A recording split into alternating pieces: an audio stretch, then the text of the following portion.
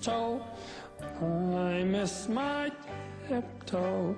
Eagle wherever I go. I miss my tiptoe. He goes ruff, ruff, ruff. Eagle wherever I go. I miss my tiptoe. He goes ruff, ruff, ruff. I miss my tiptoe. Eagle wherever I go. I miss my tiptoe. I miss my tiptoe. He goes ruff, ruff, ruff. He goes ruff, ruff, ruff.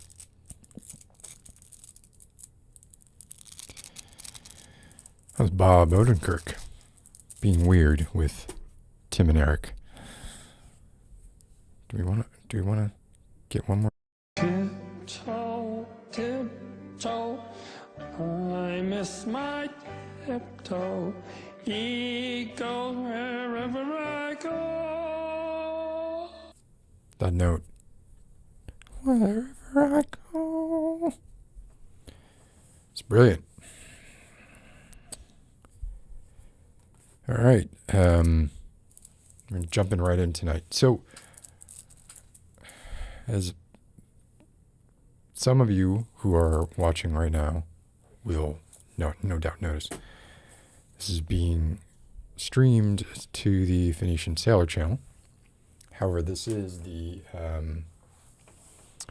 Beyond the Double Red Doors podcast, and the reason that I decided to stream this over here tonight was one, for visibility, two, because it's the 50th episode, and that feels significant in some way to me, in a way that time didn't really feel, because I'm inconsistent, right? So to say a year in, that I think a year in, I think I was at like 45 or 44 episodes. I wasn't able to do it every week. Likewise, I could have waited the requisite number of weeks for this to be a year's worth of shows. But I think the point is, there's, close to 200 hours worth of drivel, but fun drivel, as Q pointed out to me, and where the title of this episode got its name was from Q pointing out that time enjoyed is not time wasted. And, well, hopefully some of you all enjoy it. I certainly do, or I wouldn't be doing it. Let me get this out of the way because it is getting warm. It's getting warm here. Let me also get out of the way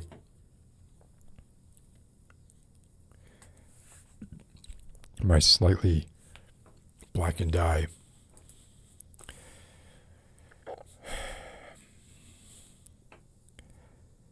It was this guy named Magnus. And I thought we were friends. I thought we were buddies. Almost best friends, really. And one day, this past weekend, out of nowhere, he decides to clobber me in the eye, to headbutt me in the eye. I was wearing glasses. I don't know if you can see, there's like a cut. The cut's almost gone.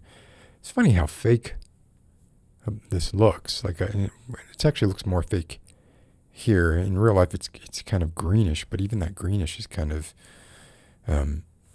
looks like makeup. But anyway, so yeah, Magnus headbutted me. Showed very little remorse. I mean, there was a cut right along my orbital bone there. There was blood. There was a lot of pain. And he seemed to think that the injury to the back of his head was more significant than the injury to my eye. Now, I mean, I guess we'll give him a pass as he is 6 years old. And in case you don't know who I'm talking about yet, I'm talking about my son. And while his name isn't actually Magnus, that is the name that he has chosen to go by. And we're respecting that more or less as best we can. I believe there's a series of books called the Magnus Chase series. I don't know. Either a Magnus Chase book or a Magnus Chase series. He seems to identify with quite a bit. He told me a couple of weeks ago, and this is before I knew he was reading it, he said, it's okay to say murder because that's my secret future. And that scared me a little bit.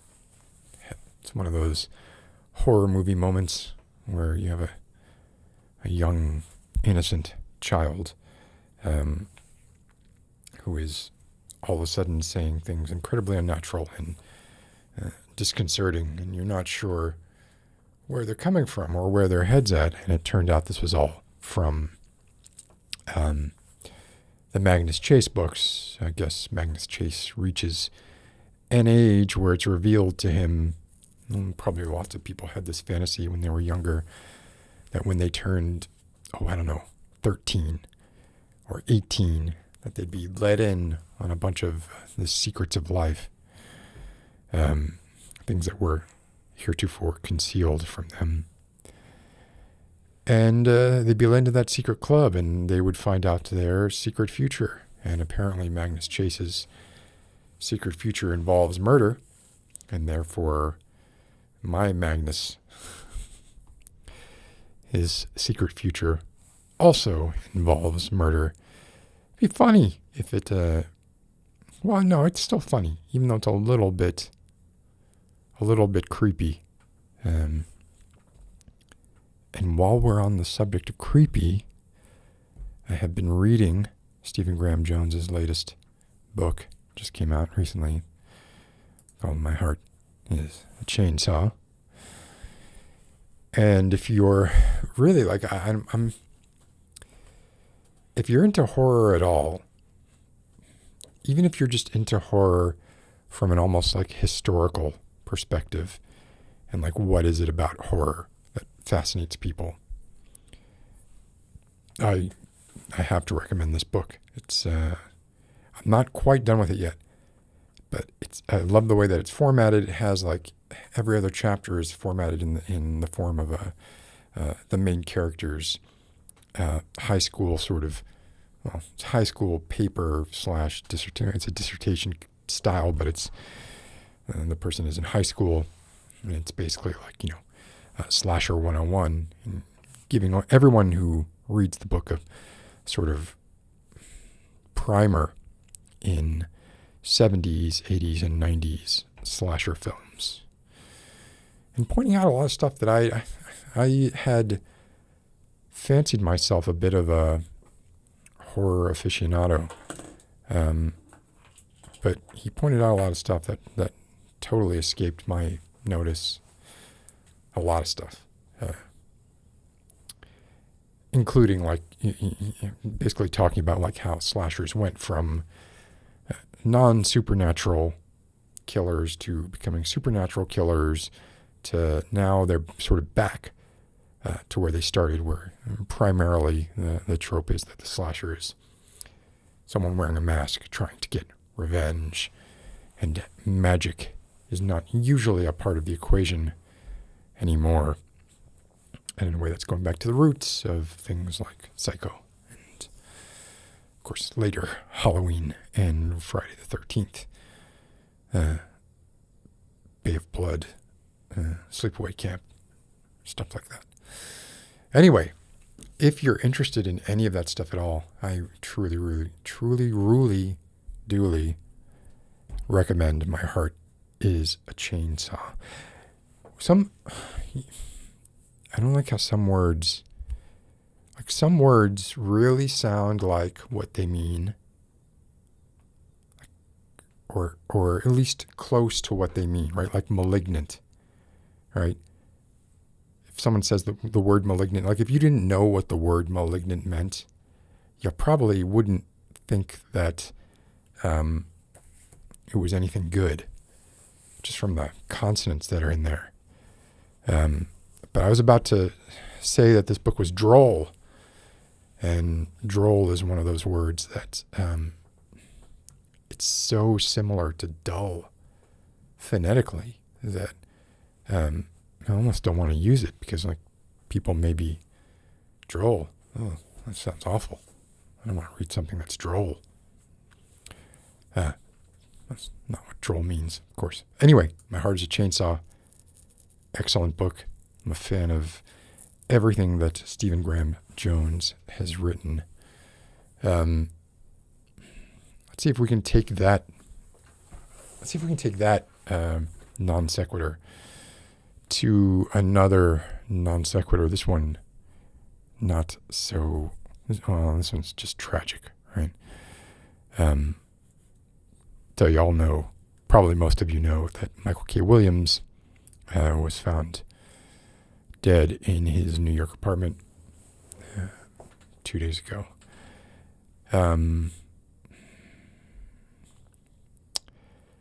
So, I mean, it's difficult for me not to just associate Michael K. Williams with Omar Little.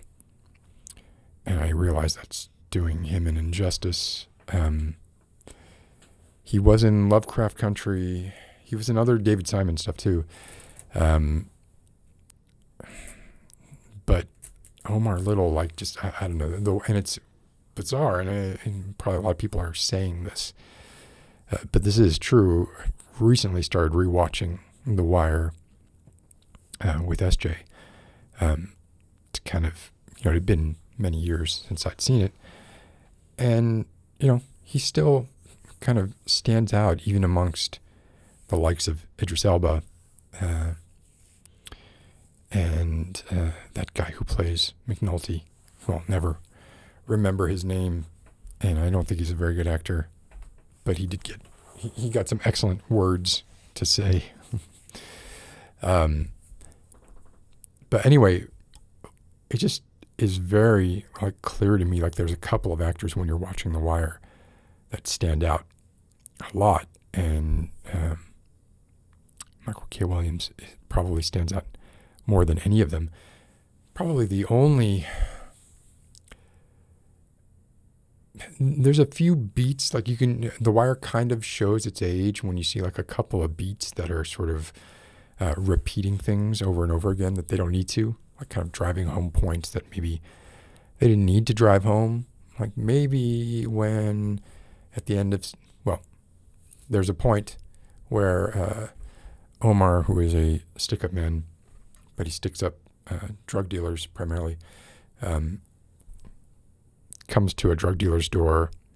The drug dealer is at this point, everybody knows who he is, and they're all just kind of this guy, we'll just give him our stuff. And, he says, it's all in the game. It's all in the game.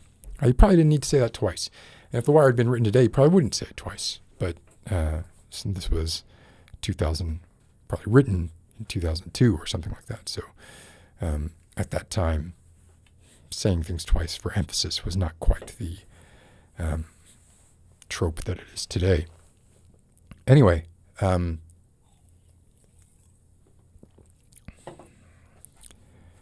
Michael K. Williams died.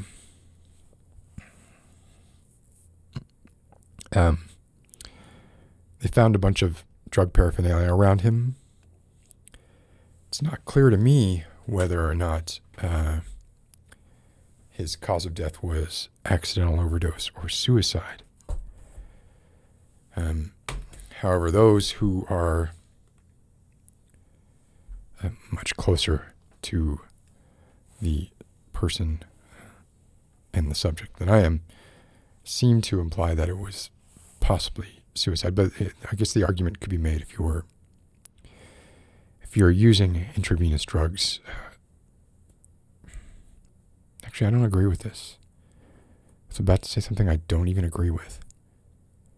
I don't think that using intravenous drugs is really a sublimated death wish. It is a wish to feel better.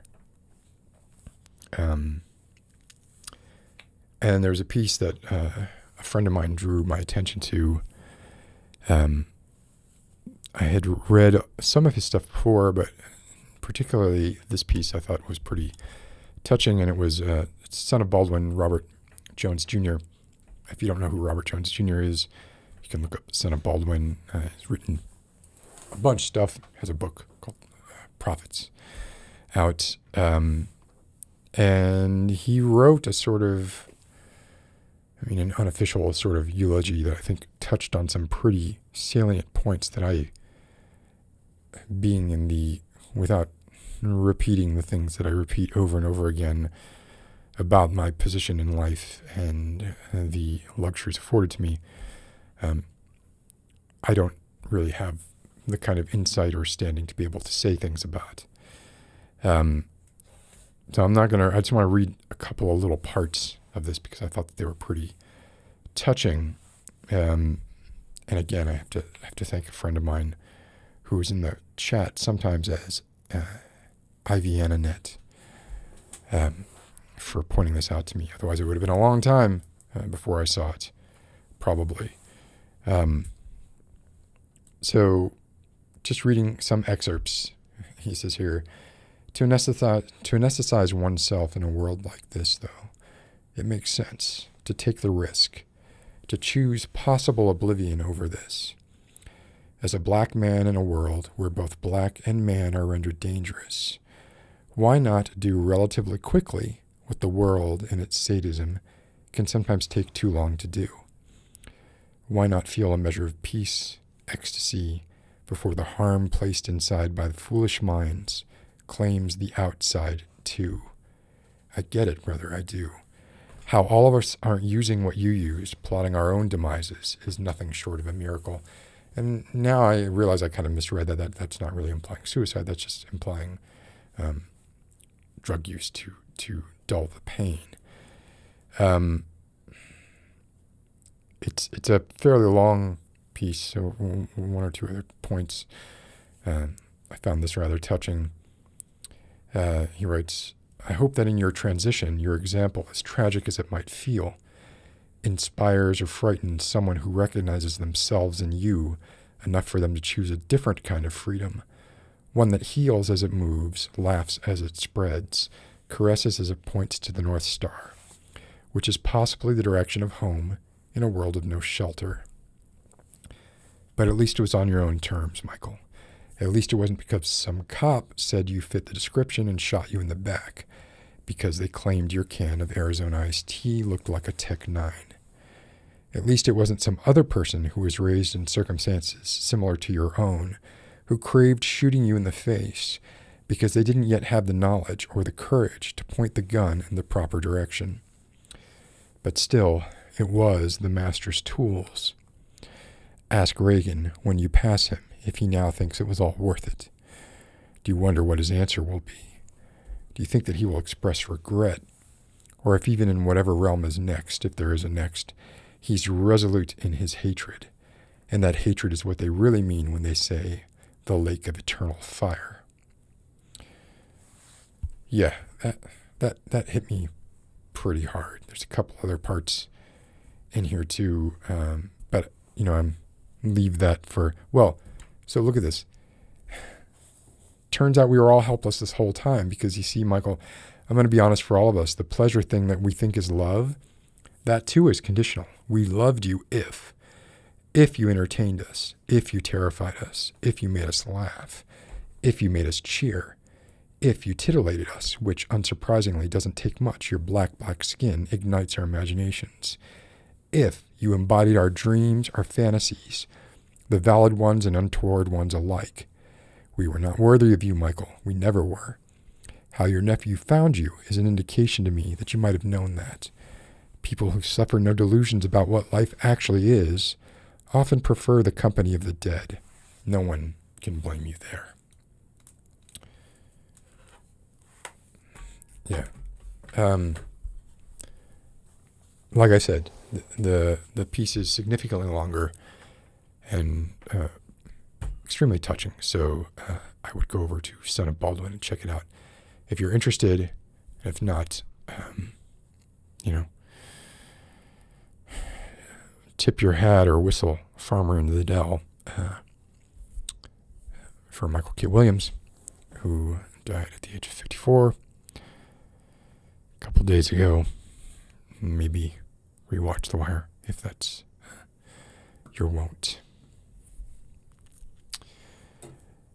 Anyway, okay, so that was a serious part of tonight's podcast. Now, hopefully, we can get back to, oh, that's the wrong one. Tiptoe, I miss my tiptoe. He goes wherever I go. We didn't lose Bob Odenkirk. We possibly almost did. If stories are to be believed, a minor heart attack. Minor heart attacks have a way of becoming major heart attacks if left untreated. It's so bizarre to me. If you saw Nobody, man.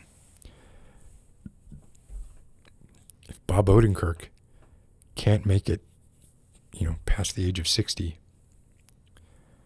with the kind of training that he was having, what hope do we have? And I don't know anything about his personal life, but it seems like a fairly straight arrow. I don't recall seeing pictures of him smoking or even being inebriated. But I did see a tweet today from him that he's actually back on the set of Better Call Saul. So hopefully we will have much more to enjoy from him. But, here's the other thing I wanted to show you was how the ways that we know, like, summer's freaking over, right? Summer's over. Everybody needs to start getting used to it. Here comes the wolf in sheep's clothing that is fall, because even though we might enjoy fall, what is fall except a harbinger of a long, terrible winter? That who knows, who of us are going to make it out of this particular winter. But look, I have my because this is on the Phoenician Sailor channel, I got my ASMR mics out. Relax, it's okay. And I brought an old friend whose name I don't know. Somebody knows his name. I probably have changed his name. I think it might have been Fred or Frank or something like that. Look, don't get me wrong. I love autumn. I love autumn for what it is. I love autumn as autumn. I just don't love what comes after autumn. So that's the conundrum there, because every beautiful yellow, red leaf falling from the tree is just a reminder that, hey, it's one step closer to no leaves on trees and the bathroom floor being extremely cold every morning. Anyway, one of the ways that I know that fall is coming is often in summer, what we'll have around here in these parts, these here DC parts, we have orb weavers, a type of spider, and they'll spin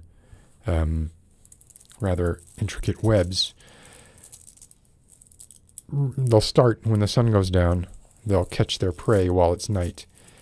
Or maybe they catch their prey during the day, but they're nowhere to be seen come morning. What did I just do? They don't hang around. That is until autumn, at which point they are much more active about pursuing their prey. And this particular orb weaver decided to spin a web over the entrance to the outside access to the basement of my house. And, I see them every year. I know they do bite. Their bite is not particularly venomous, as far as I know. But this was, I thought, a pretty... All right, I'm just going to say it like I fucked with this spider. I was, who doesn't? Who has not at some point in their life, like, taken something light, like seen a beautiful spider web? I don't want to wreck a beautiful spider web. But I do sometimes like throwing things into beautiful spider webs and then seeing the spider skedaddle out and then assess that, oh, damn, that's not something I can suck the juices out of. It's a leaf or something like that. And then they skedaddle back, and then I have my little giggle. How stupid. What a dumb spider. Thinking that leaf was a mosquito or a juicy fly. It wasn't either of those things. Got you, spider. That's for that time I bought bananas from South America, and there was a tea bag that I want to say Venezuelan, Ecuadorian jumping spider. Exact tea bag on the bananas that I opened, and it literally wriggled in my hand before I realized what it was. And then got my phone out, cut it open, caught it on tape. I'm not showing that now. That's not what I'm showing. What I'm showing is how I messed with this spider. And the reason that I'm showing it is because this spider is not taking shit. Not anything. Obviously, I could break the web, but I was throwing leaves into the spider's web, and it was very aggressively running out to it, and then quickly realizing, hey, this does not belong in my web, and then cutting it out and throwing it out of the web.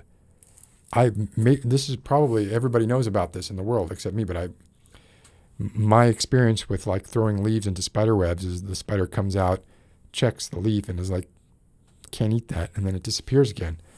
It doesn't like actively cut the leaf out of the web and throw it out of the web. Especially not like with this kind of, well, let's let the video speak for itself. So you can see there, that's the leaf I threw in. And it ran out like a spider possessed and just threw that thing on the floor. And that was like the third leaf I threw in. So I was being a real jerk to that spider. He hasn't cut out the dandelion seeds. There's a bunch of dandelion seeds in there, and he hasn't bothered to cut those out. But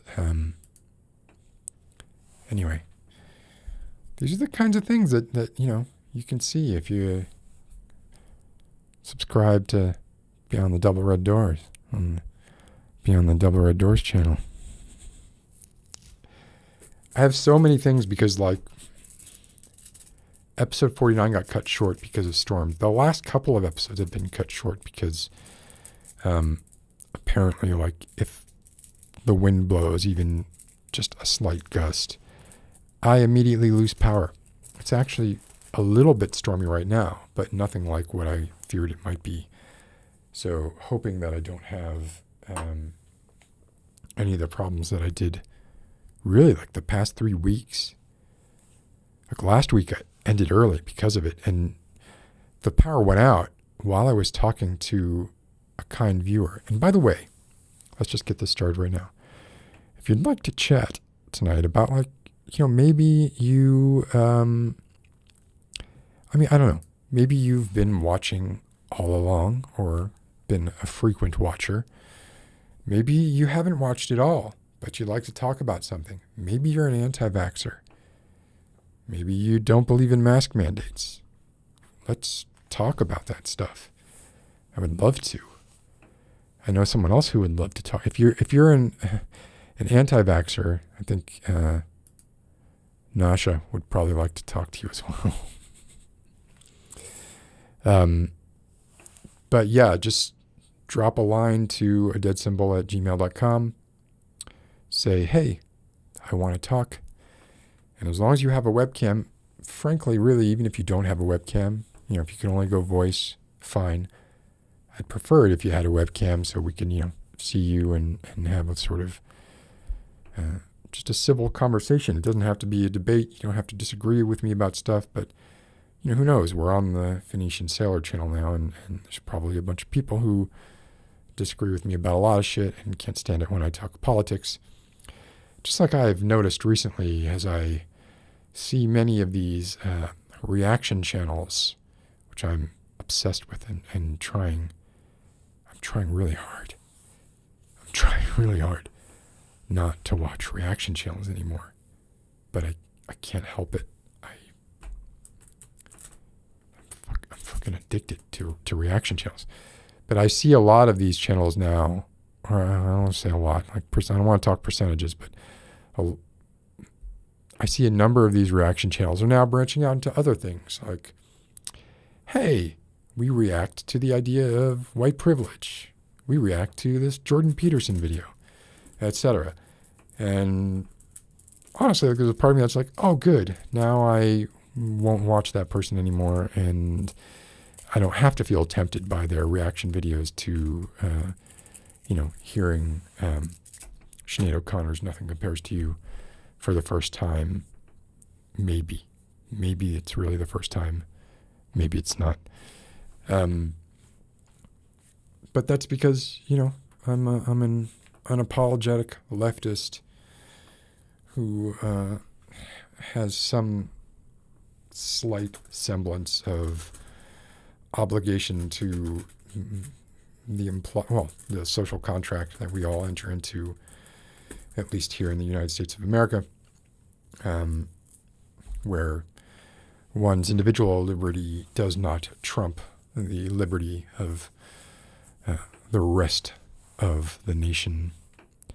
Although, frankly, druthers, of course, the ideas of what a nation would be and how it would be defined would be redrawn. The ideas of nations are poisonous. Nations are poisonous. Nationalism is poisonous. The vaccines, they're like a controlled poison, right? It's like Princess Bride dude, My Dinner with Andre. Why am I blanking on his name? I literally just saw him. Wallace Shawn. Wallace Shawn was so discriminating about the roles he took. And when the same visit where Magnus clocked me in the eye, he very much wanted to watch the 2002 piece of crap, The Haunted Mansion. Lo and behold, who's in The Haunted Mansion? Wallace Shawn. The guy, you can't get him to be in anything if it's not an off-Broadway play. But he did The Haunted Mansion, which is so just terrible. Magnus loved it. We got in a fight about whether it was a good movie or not, and he headbutted me in the eye. But anyway, much like his character in The Princess Bride, Fezzik? Is it Fezzik? No, Fezzik is... I don't remember. Wallace Shawn's character in Princess Bride slowly exposes himself to ibogaine powder to grow a resistance to it. So, yeah, in by some definitions, you might describe exposing yourself to a small amount of... No, you can't. There's no live virus. That's a totally... I'm spreading misinformation here. There's no definition of the word poison, even in the idea of like inuring yourself to this virus. Can you consider the vaccines poison? So I apologize for that, but honestly, that's the danger of like a nice metaphor, or analogy, right? The analogy came to me before I had really thought through what I was going to say. And I was like, ooh, that's a good analogy. Let me bring up Wallace Shawn, because I just watched Haunted Mansion. And I got overly invested in the idea before I got the chance to think it through. Shame on me. Shame on you all for listening. There's still 50 of you here or thereabouts. So I blame you all. Okay. What else do I have? Right? Texas abortion. What the fuck? AOC has a pretty definitive statement on it. I think it's fairly self-explanatory. What kind of annoys me about this, and I'm in the demographic where I have the luxury of being kind of annoyed by a law that will essentially end in the deaths of women who cannot afford abortions, and in terrible outcomes for women who end up carrying children to term that they can't care for. All kinds of things, right? So I have the luxury of being annoyed by the part of this conversation that is like, look, 6 weeks is not enough. You can possibly not even realize that you've missed your period until 2 weeks, 4 weeks or 5 weeks have passed, maybe even 6 weeks, and there's already a fetal heartbeat at that point. You can't get an abortion. So the first moment that you can possibly know that you're pregnant, for some people, is already going to be too late to get an abortion. But to me, what sort of gets to me about that is, why are we debating even at 6 weeks? Why is it just not only, obviously it shouldn't be there, but it shouldn't be, it's not like 8 weeks would be better. 8 weeks would be better, I guess, incrementally better. But I guess my point is, it should be, what, third trimester, circumstances, if that, I don't even know exactly, I don't want to wade into this cesspit because I have not cesspit, that's not the word that I meant. I don't want to wade into this imbroglio because my skin in the game and my knowledge of what is considered a viable fetus is nil, right? But I know it ain't 6 weeks. And to me, it just seems to me like we're talking about this 6 weeks thing. Well, if only we could get 8 weeks or 10 weeks, then everything would be okay. No, 10 weeks wouldn't be okay. 12 weeks wouldn't be okay. 3 months, that wouldn't be okay. What would be okay? Maybe nothing. Maybe there is nothing that would be okay. Anyway, I want to talk to people about that too. So if you want to talk about that, please ping the email address you see on the screen. And, well, I have a bunch of stuff here, but we're not going to get to all of it. I watched the Bob Ross documentary. I think I might have mentioned this last week. And it was pretty meh.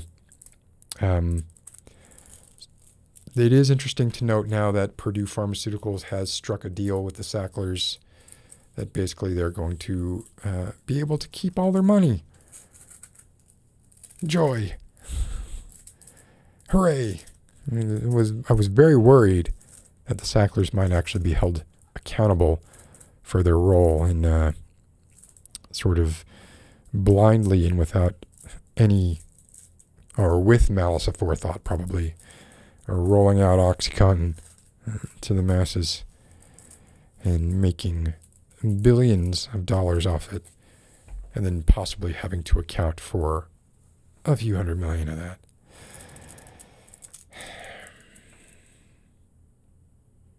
You want to talk about? I'm gonna check the email in a second. However, if you want, someone needs to find out who the advertising agency was that rebranded Veggie Straws. Okay, because look at this. Here, let me turn back on my ASMR mics. You guys get back on there. Okay, let's do a little.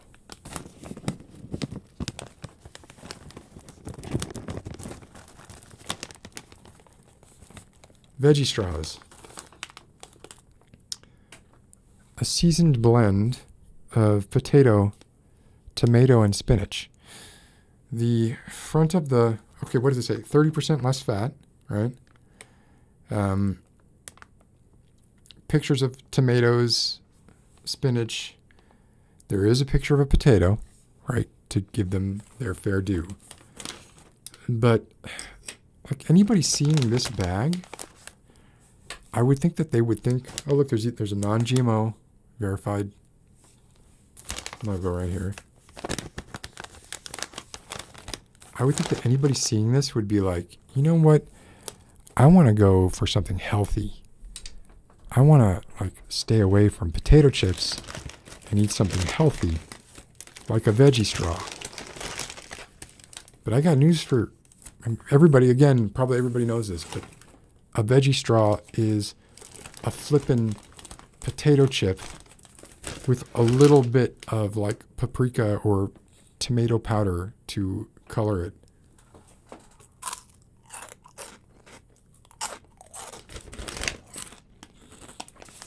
You might as well be eating potato chips. Don't want to do this. Here. I'll do one more. I'm not doing this again.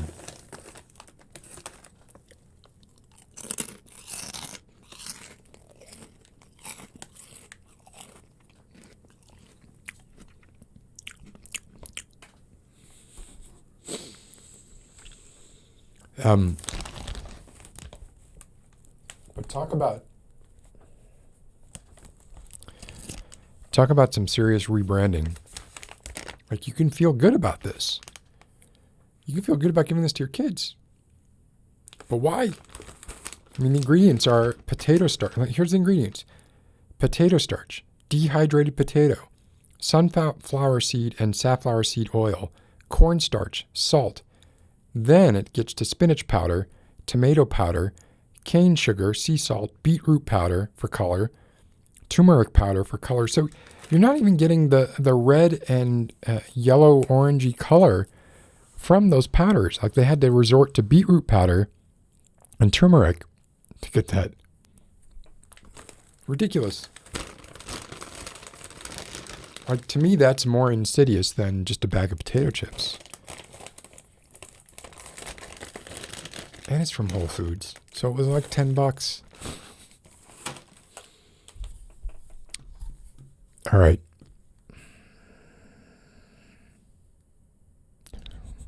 Chels, how are you feeling, Chels?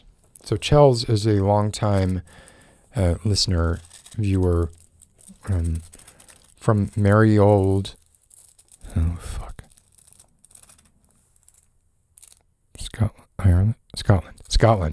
Scotland.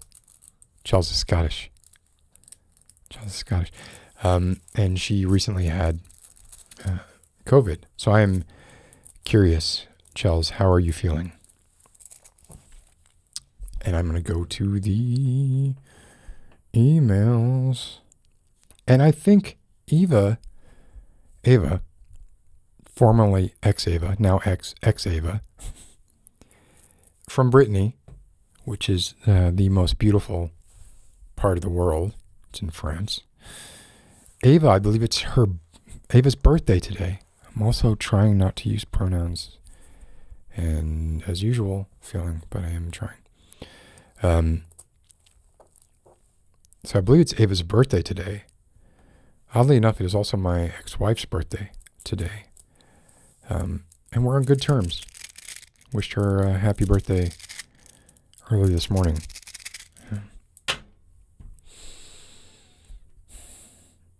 All right, Chels can taste and smell again. So Chels had the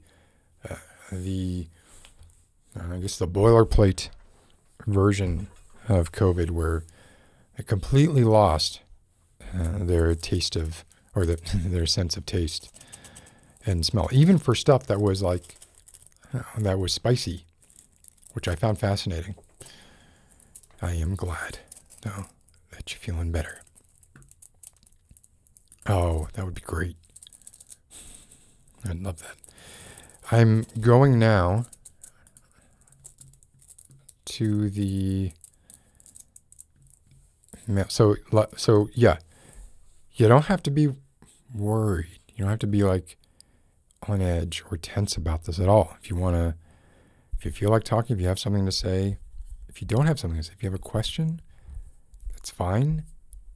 I'm not mean. I'm almost never mean. I'm only occasionally mean. And I won't be mean tonight, I promise. But if there's anything that you want to talk about, and if you think like, well, I'm on my phone, or I don't know if my computer is going to support this, believe me, it does. All that's going to happen is if you email this,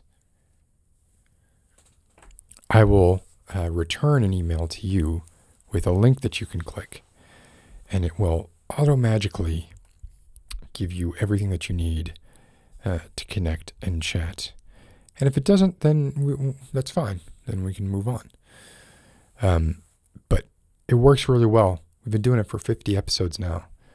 And there have been like hardly any time. There have been very few times where there's been like, had people call from phones, had people call, with bad connections, had people who weren't able to have video. It's all been good. Let's do this real quick, because I feel like this is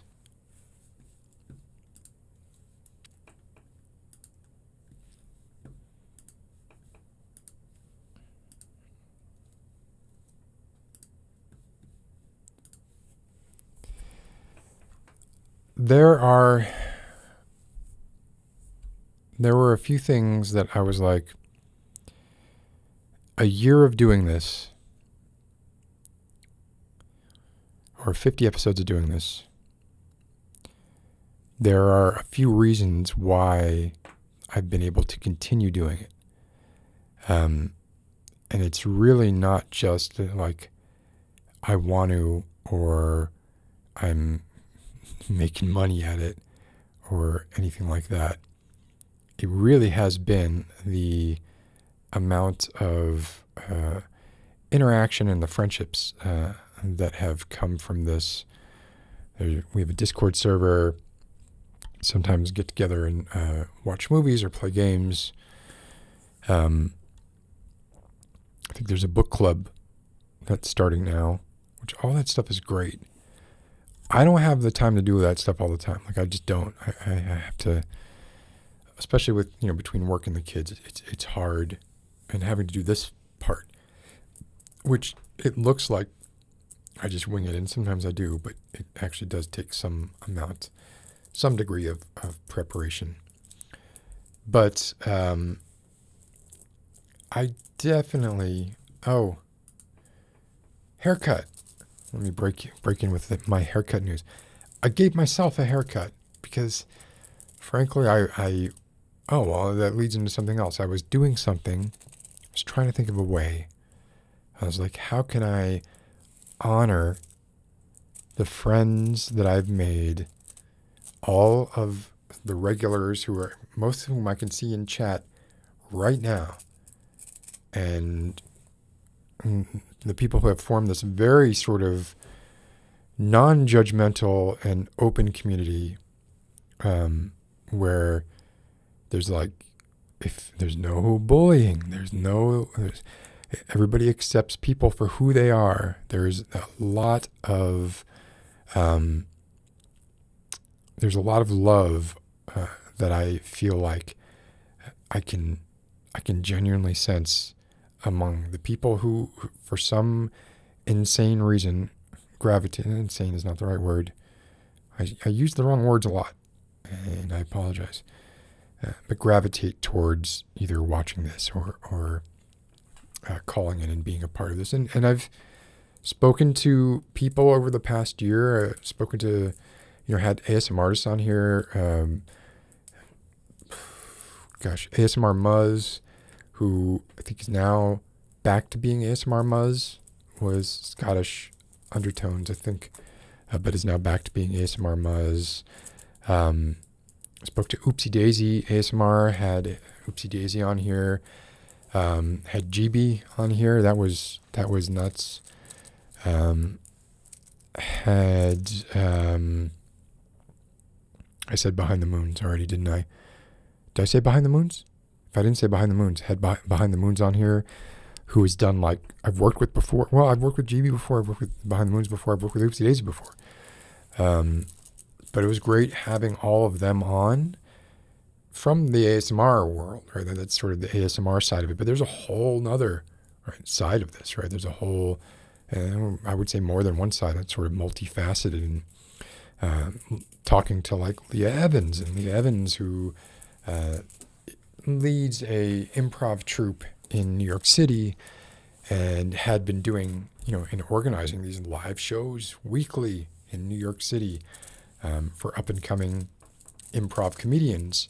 And once the pandemic hit, was kind of, looking for ways to express what they were doing in other mediums. And one of the ways that they did it was by doing this sort of live reading of comedy scripts that Leah would either write or write with friends.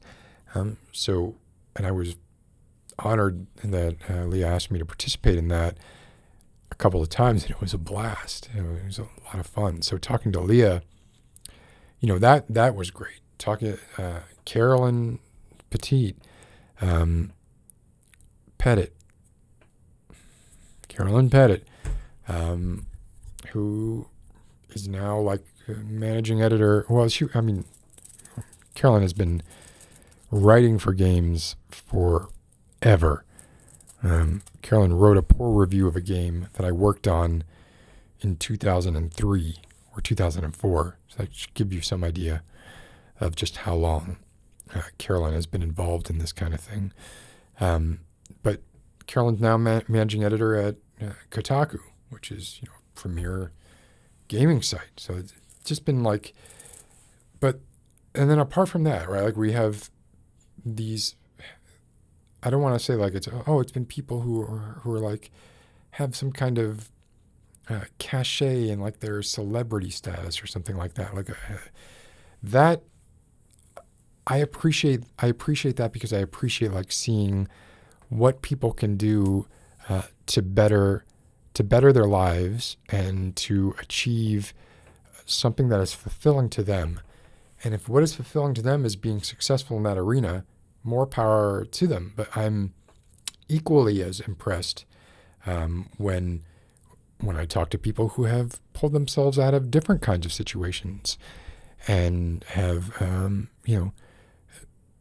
come from very difficult sort of backgrounds and been able to deal with a lot of, like, prejudice and a lot of just genuine, like, the harshness of the world. Some of the very stuff that I was talking about with Michael K. Williams, with the not obituary, but the piece on him, to be able to overcome that sort of stuff, because I feel that kind of pressure all the time, and I don't have to deal with that level of stress. So for me, it's like a matter of, like, wow, if these people can do it, maybe I am not a fan of that catch-all of anybody can succeed, right? And I really don't like it when I hear someone like, well, just to sort of pick a name at random, Peter Dinklage say he doesn't like it when people ever say that luck had anything to do with his success. And I wonder if he's like this. To be fair, this was one article that I read where he was saying this, and maybe he's rethought this since then. But yeah, basically what he was saying was that saying that there was any amount of luck involved in his success discounts all of the hard work that he's done. Okay, sure, buddy, but like 100,000 or thousands of people who, let's be totally honest, just as good as you, maybe a few of those were probably better actors than you are, worked just as hard and didn't get it because of, well, timing. There wasn't a vehicle for them, which all kind of comes back for timing. They were they were pushed out of the circle for some reason or another. They perhaps, suffered some kind of mental breakdown. There's a million reasons. And what it all comes down to is, though, you were the one that, yes, you put in the graft, but you had to be lucky as well. So I guess I just don't dig that kind of, I'm here because I worked my ass off. And if you work your ass off, you can be here too. It's not true.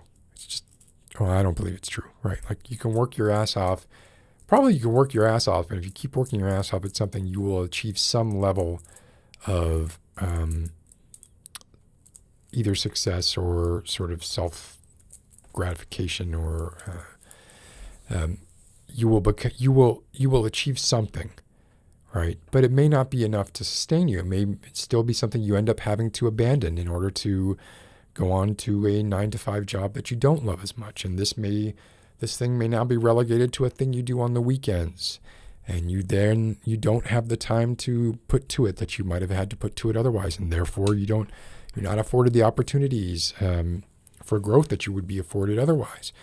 Not to mention the fact that depending on what your background is, you're going to come into this sort of situation with a set of strengths and weaknesses and the ability to do certain things. If you come from any kind of institutional wealth, you're going to be able to go out, take a lot more chances, take a lot more risks. You're going to be able to live in your car in LA while you go to different auditions. And oh no, if mom or dad is going to have to come bail you out, right? Like this sounds very bootstrappy, but if you look a little deeper, I think in a lot of these cases, it's not so bootstrappy. It's more, hey, I was afforded the opportunity to spend 2 years dicking around to see if I could succeed in this acting game. I have particular bile for instance, Matthew McConaughey's acting origin story. But anyway, let me stop and let me bring on someone who, I don't know what's going on here. I just looked in the green room and I'm not sure what this is. So I'm not prepared for what this might be. Before bringing it up, yeah, I'm not saying Peter Dinklage didn't have to work his ass off. I'm saying he also had luck. He did both, and often it requires both. But yes, that's true. It was quite a tangent, and I didn't even get to what I wanted because I sent a link to a couple of people to call in, and I'm not saying anything about the person who I'm about to bring on. I'm just saying that the person who I was gonna bring this tangent into is not the person I'm about to bring on, but the person I'm about to bring on, there's something going on here. So let's just do it. Unfortunately, they were cut off in the last episode 49, due to a storm. So welcome back, May. Hey. Hi, May. Since this is in the Phoenician Sailor channel, I came in cosplay. Oh, that's right? okay. This is Rey Mysterio's mask. That's all I have here. So that's it. Wait, that is whose mask? It's a wrestler's mask. I think a Red Solo Cup, a mask. You're American. I think I'm well dressed for the occasion, I mean, right? it actually looks like a good mask. Like It that's a, is. It came from Mexico. I got as a gift. and it even kind of goes with your I love it. it goes with your headphones.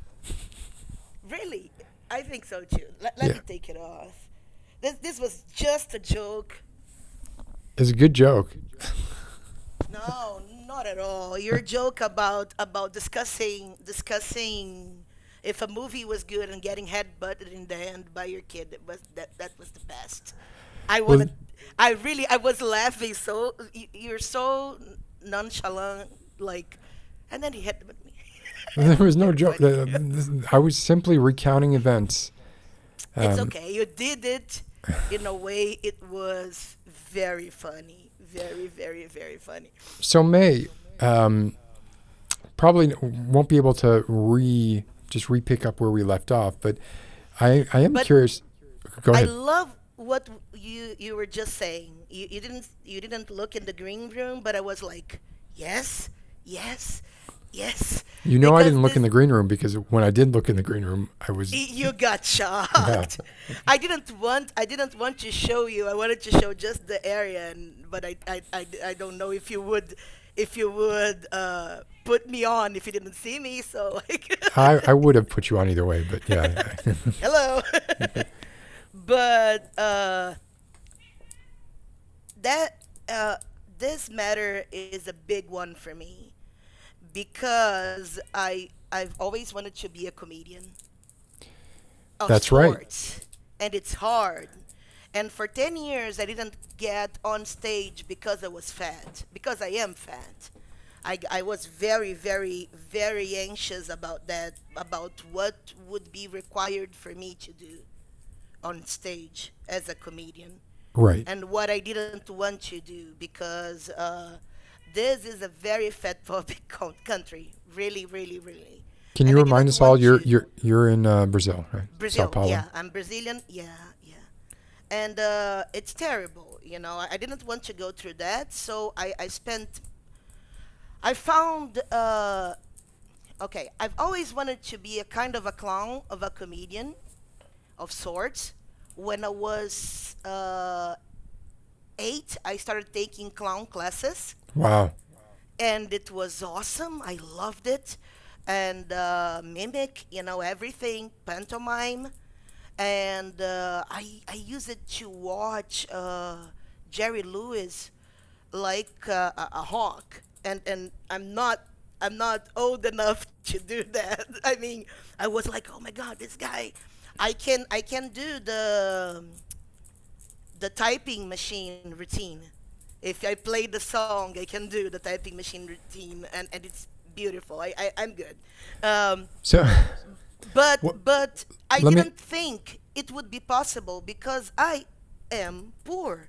I am the kid of a secretary with someone who sells fish for a living. That's it. so a My fishmonger and a secretary. yeah, not really a fishmonger. He's like the fishmonger sends the fish to, and then my father, Gotcha. sends to other people. Yeah, he's Okay. in the middle of the. But my stepfather was the owner of a tuna fishing boat, and I always make fun of my mother because of that. Sorry, mom. Like, you're in the sea, right? But she So used it the to hate joke it, there being that your mother came up from the sea.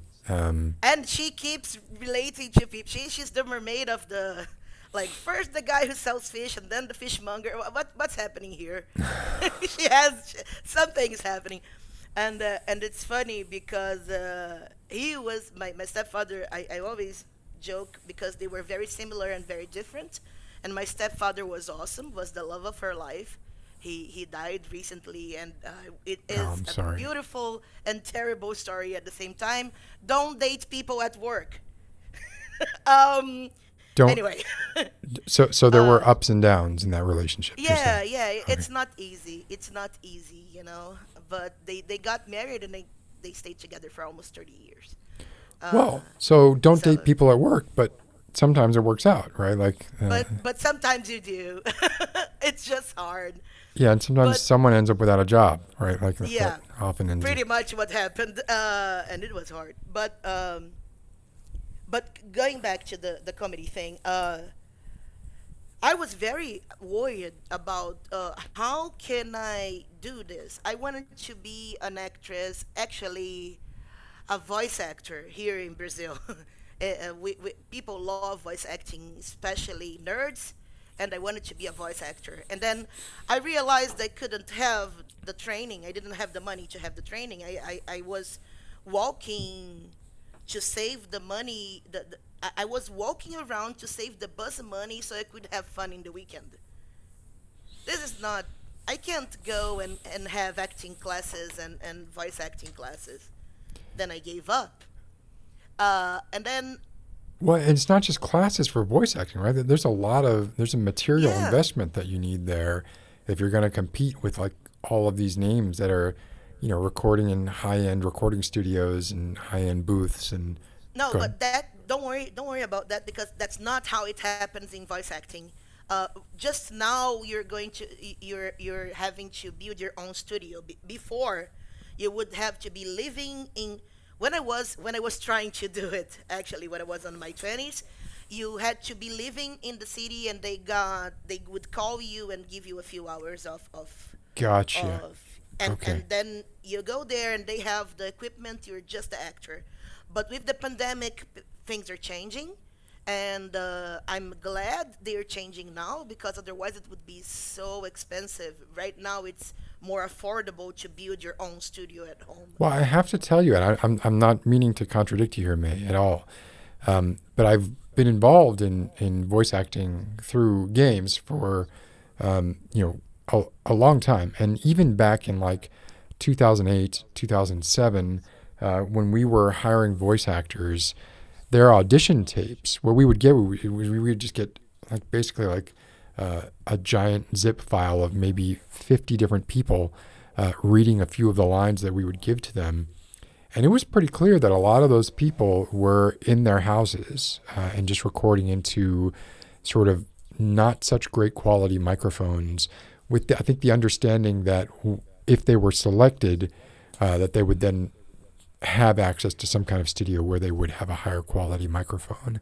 And because I remember a lot of them I starting. think I think it's a cultural difference actually, Okay, there you go. because here it was so expensive to buy anything like the quality you needed to record at home that it was impossible. So what people would do was get into the studios and beg people to record some samples they would send around, and then these samples would become their you know Got it. Okay, that makes sense.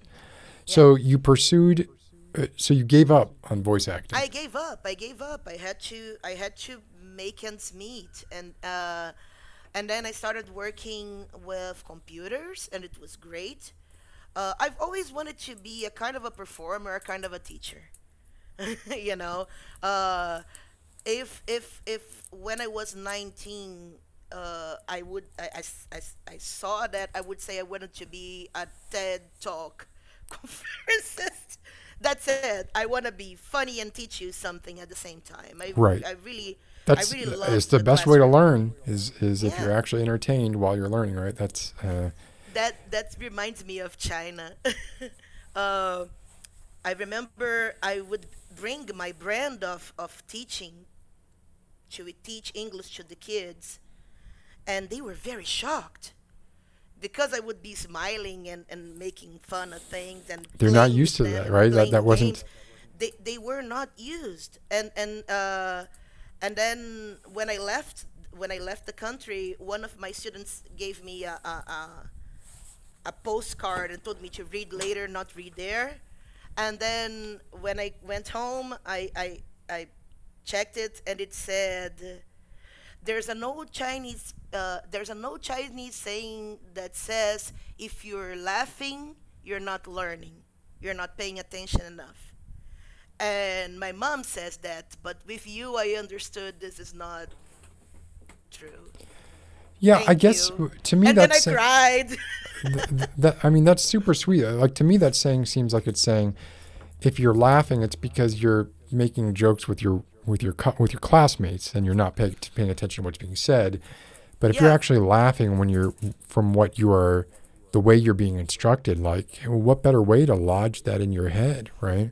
Yeah, they were very serious and very focused on everything, and it was very funny because I would come into the room and they would be like very, very quiet, and then the other teacher left. And me like, Jesus, what happened? Like, hello, teacher, in Mandarin, like screaming at me, like, it was a lot of fun, but it was always very surprising. Oh, sorry. It was always very surprising. Let me go back to the comedy because I think it's an important thing. But I've always wanted to do both, and I think comedy is a way to do both, and also comedy is a way to play with my anger because I hate the world as it is, and I'm always very angry. A lot of When comics are very angry. yes, I am so all the time. And people say, chill, Maisa, chill. And then I say, have you seen the world outside? Have you turned on your television? This is a bit of mine, actually. And then I have in the video. I love it. And I'm very angry. I've been drinking a lot, but I'm very angry. You know why? Because I have a TV. That's why. I know the world. I And have friends. look, if you have a point of view and you want to get a point across to people, just like you said, like with teaching, if you can do it using comedy, that's going to resonate. I mean, that's why, like, well, I mean, I don't need to tell you this, but rather, comedians are often viewed almost as philosopher poets because I like this. Thank you. Every time someone reminds me of that, I go, oh, someone said Portuguese in the chat. E aí, Maisa? E aí, cara, beleza? Hello. I don't know I'm not sure what you're saying. I said, hello, how are you? It's Okay. because they said, yeah, you Maisa, like, what's up? And then I said, what's up? Sorry, So- I just got surprised because you saw if Portuguese. comes in the world, like, Here, oh, Nasha Nasha's, saying I'm very yes. angry and drinking a lot. Yes. Yeah. Yes. I can send you, I'm going to send you guys the video where I say that because the ending is awesome. I would love to see a video of your comedy. That was actually the show that I had when Trump was elected. And then I wrote that Oh, joke. fuck. Like, and I remember it was a very tense night, and the English like English speaking comedian, like we finally, like, I was performing in English and Rio de Janeiro, like this was like destined to fail, like fail accomplished, like, you know. But we kind of reunited the expats who wanted to drink and have a good time. So we never got more than, we never got 10 people. Like, we got like 5, you know. We were doing that for the fun, for us, more than for the people. But trying to bring people in. And that night, it was crowded. Like, all the seats were taken. We had People 20 needed people. to escape, right? That And I said, this is going to be horrible because I know there's going to be a Republican here, you know. And you're it talking about didn't. 2016, not 2020, right? Yeah. Okay. And I remember thinking this is gonna be, I'm going to be heckled for the first time because I'm going to do political comedy, but very hard political comedy. And I started by saying I couldn't believe he got elected because my 13-year-old kid had more dignity in Twitter than him. It's true. And then people started laughing, and I said, oh, this is going to happen. This is going to happen. And then it went smoothly. I love the joke that my kid actually speaks. My kid, who is Brazilian, speaks English better than him because he knows how to compare shit. I love this joke. But sadly, it's far away now. I can't use it anymore. It's dead. But it was a very, very tense night for me that night. I was very tense. Yeah, I think it was. It was pretty tense for everybody. I'm not sure exactly how that translated into other countries. Bolsonaro's still alive? Don't talk about that. No, actually, I want to tell you one thing about Brazilian people, and I think we should pause here and say this. Okay. We had the Independence Day protests. Every year we have a protest, a big one from the left called O Grito dos Excluídos, like the excluded people's yell. They keep talking about the issues we need to fix, every December 7th. But this year, Bolsonaro wanted people to go on the streets and show force, okay? I checked the pictures of the protest, and there was a big, huge phallus on Avenida Paulista, on the avenue, Paulista Avenue. Huge one, painted green and yellow. And I said, these guys are really crazy. They are really crazy. And then I found out at night it was a protest. They painted the dick green and yellow, so the protesters would not recognize the left-wing protesters, and they left the dick there just to make fun of them, and said it was a bomb, and they believed. So there are a lot of pictures from Bolsonaro's protest with a green and yellow penis in the. I love my country because that's I really hilarious. thought it was serious. I really thought it was serious when I saw it the first time. I thought these Bolsonaro guys are really weird. Yeah. I mean, things aren't really that much better now over here. I'm not sure how they are over there, but I think you said that an election is coming up. But we hope so. There's still a chance something's not going to happen. Just because people are talking about my cat, yes, I said phallus. Yes, it was a dick. I can show you the pictures someday. And I have two cats. I have Ada Lovelace, which is the one you see here around. That's right. You have. Yeah. They're both named after 50s, aren't they? Are you Ada Lovelace? No. Great names in IT. Great women. Oh, right. In yes. IT. Yes. I'm sorry. Yeah. Ada Lovelace is the first programmer. Actually, people consider her the first programmer, and she considers herself a scientist poet. It's a very beautiful idea. And Hedy Lamarr, which is a 50s actress, but she also helped build build the technology we built to have Wi-Fi and Bluetooth and a lot of things. And Hedy Lamarr is in the bedroom because Ada is a dick. She's horrible. Not a green and yellow dick, just a regular. No, just a calico dick. She bites a lot. She's kind of angry.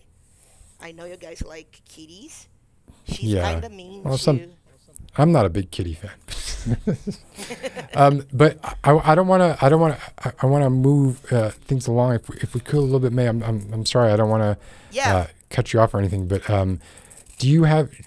So where are you now? Like what is your status now? Are you, from what I understand, you are going to comedy clubs and.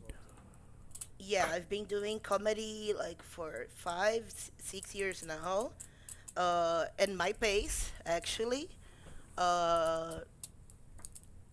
It is difficult for me because I have to have a day job.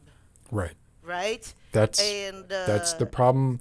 Yeah, if you're not If you're not swimming in cash, yes, you need a day job, and that is a handicap, right? That is a Pretty much. yeah. Most of the comedians I know, they try to have day jobs that leave them free, that they're time free, so they can tape stuff and go places. But I can't do that because my formation is in IT. Uh, Here is 9 to 6. It's not 9 to 5. It's 9 to 6. I'm on a 9 to 6 job. That's it. 1 hour lunch. You know, that's that's what I have, and I still have to keep writing and producing material. So it's So evenings and weekends for you. yeah, and you gotta stay. You gotta network. I've been waiting for the comedy clubs to open and start having open microphones again, Hmm. so I can go back. Hmm. I started writing again. Actually, when I left my last job, I started writing again. It felt good, uh, very very good. I've been thinking of having a streaming. I'm building the idea. I want to have kind of shit post streaming, very very funny, no context. I've been thinking if I'm going to do it in English or Portuguese, probably one night in English, one night in Portuguese. But I gotta prepare and think how I want to do this, and think of you know if I need to buy anything, what kind of gear I need. I know the thank God the phone and the microphone are okay to start, Yeah, I but think they are not anything pro. you could probably just do with what you have and use OBS and just start. And as things progress, if you felt like you needed to upgrade, but you might not, right? Like if you're it depends how much you care about that stuff, right? Like, and some people it's for some people it doesn't matter, right? And the content is such that it doesn't matter. I um like the punk do-it-yourself yeah. idea. Like I grabbed everything that I had on my desk and let's do it. you know, I I, like I that too. like this. I like this idea. When I started podcasting, uh, I kind of inspired one of the most famous nerdy podcasts in Brazil with my podcast, and Oh, it was and it was very much like this. It was just me, and you would hear my breathing, and it was a terrible podcast, but it was a lot of fun because it was like, okay, you ask me something and I will answer in a funny way. Uh, you'll never know if I research or not. It's just right, for the fun, right. and and it was lovely. I ran for 100 episodes, Wow. and people asked the most funny things. They were very short too. It was just the people on one forum in the internet started sending me questions, but one of them was very funny because it was like. People say Batman is fictional, but Jesus is real, and I read about the two, like something like that. And then I said, you got it wrong. Jesus is not real. That is the fiction. Batman is the real one. And then I started making a compelling argument I mean, about. really, like, I mean, yeah, I mean, the things that Batman does versus the things that Jesus does, if you were to just sort of compare them on a point by point basis, I would think there'd be like, well, yeah, you kind of could do a lot of the stuff that Batman's not. It's not like he's a superhero really in any other He way other than has the only superpower that matters: money. money. So that's it. This guy is real. I'm pretty sure. Oh man, it is. I'm glad that you.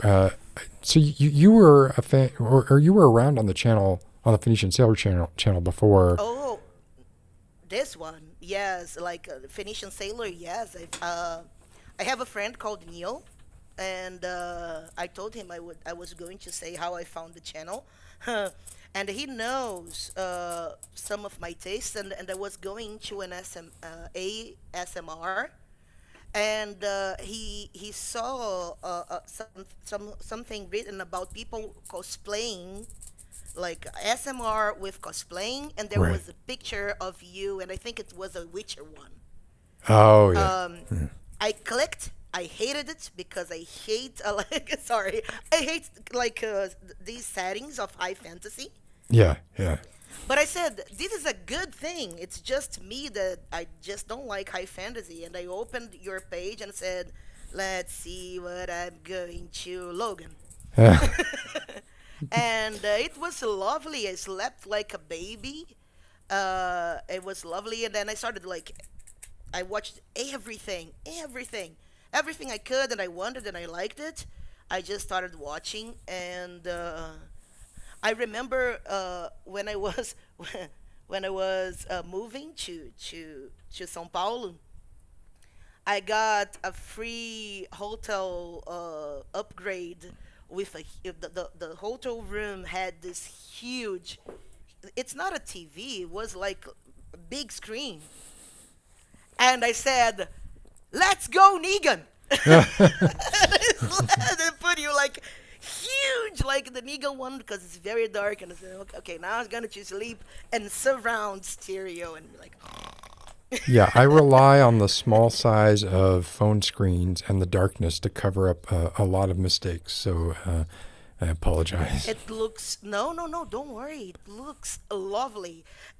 That's what I like about you. Like I remember that the one of your videos I rewatched the most is the Die Hard one I had a lot of because fun of with your that. commitment. Yes, we could see your look. There's one thing that I really like about you. We can see when you're having fun, and I couldn't stop rewatching that one because you looked like a kid. Like, yay, I'm Bruce Willis. And then Yeah. you would move and go like, and Yeah. this is so Oh, much I'm glad fun. that you liked that. That was extremely uncomfortable, but I still had fun doing it. But it was, yeah, after an hour of being in there, I was in quite a bit of pain. And I remember there were a lot of decisions that went into that video that was just like, yeah, I can't pull off like a sleeveless shirt, so I'm going to have to go with a long sleeve shirt. And just trying to recreate that look. But it was very good. Like, I mean, you don't need to recreate the look like perfectly, but it's the Sailor McLean, you know, like, and it was very good because it looked like from the movie. I loved the John Wick one too because when you started going meta-linguistic, I started laughing like a mad woman. Like it's funny because I see a lot of videos that people don't really like much are my favorites, you know. Like I don't remember anyone when I talk to people like who know your work. People don't really talk about these ones. They talk about Jordan Peterson, who I don't know who it is, and I Yeah. don't watch that video, and I Yeah. don't want to know because I heard you like 3 minutes, and I said this is not going to happen. Yeah. You know, I want I want to keep myself. Yeah, I found that generally the videos I enjoy making the most tend to not do that well because they're so niche, Really? right? Like it's just like they're not super broad. No, I just thought the Jordan Peterson guy is an asshole, and I don't want to hear him in any even satirical. Right. Yeah. Even a satirical I'm with thing. you. I don't want you, so go. Like we could see you're having fun. Yeah. Like that's what I like when I watch videos. Like if the person who is there doing things is happy, engaging, and you can see that I Right. You keep can tell watching. when somebody, generally, you can Yeah. tell if somebody is like just doing it by the numbers. And I've done that Yeah. myself. Definitely, like there are videos where it's like, yeah, it's clear that I'm not into it here. But I'm glad that you're able to see in some of those cases where I was actually just kind of feeling like a kid for that amount of time. And that's definitely what I enjoy about that. Thank you, I'm man. happy if you're happy. Yeah. I want to I move want to say on. one thing. Okay. One thing, just one thing. Okay. Please do another Dr. Edward Prince video. I want him to make me cry often. Like I cry when I watch the psychiatrist videos. Oh. I go like, oh, this is so. I love it. I feel lighter now. So please do another one. Yeah. I mean, I probably can't avoid it, right? Like that's something that Yeah. that's the one thing that I keep returning to. So I fulfill that wish that will happen. No, thank you. Thank you. I just wanted to say that because you inspired, that character inspired some of my writing and I need more. Oh man, that's sweet. Thank you so much, man. Thank you for your the energy that you're like giving off and like I'm receiving, and we're sort of like this cycle back and forth, and your participation in the chat, and hopefully you stick around. I'd love to talk to you and hear more from you. I will. I will. I love what you do and I'm going to stay around. Cool. Keep Thanks, scratching your man. beard. Okay. Bye, man. Oh, that was sweet. It's always nice to hear from May. And like I said, like she got cut off in the last, she got cut off by a storm last time. So I'm glad that she was able to talk tonight. So what I was saying before, though, was that in doing these 50 plus episodes, although I do get a lot of enjoyment out of them, and I think like if you kind of look at them from the perspective of what May was talking about, you could probably see there's episodes where I'm more into it than not, and some episodes where I'm just kind of like, oh gosh, maybe trying to get through it a little more. And then there are episodes where like I start out like totally not into it and then get into it either through an interaction with chat or an interaction with talking to someone directly.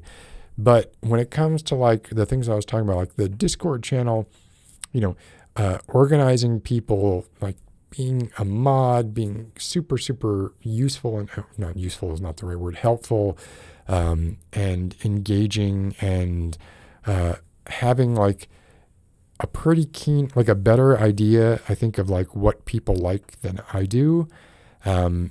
This person has like been it for me and has been around, for a really long time.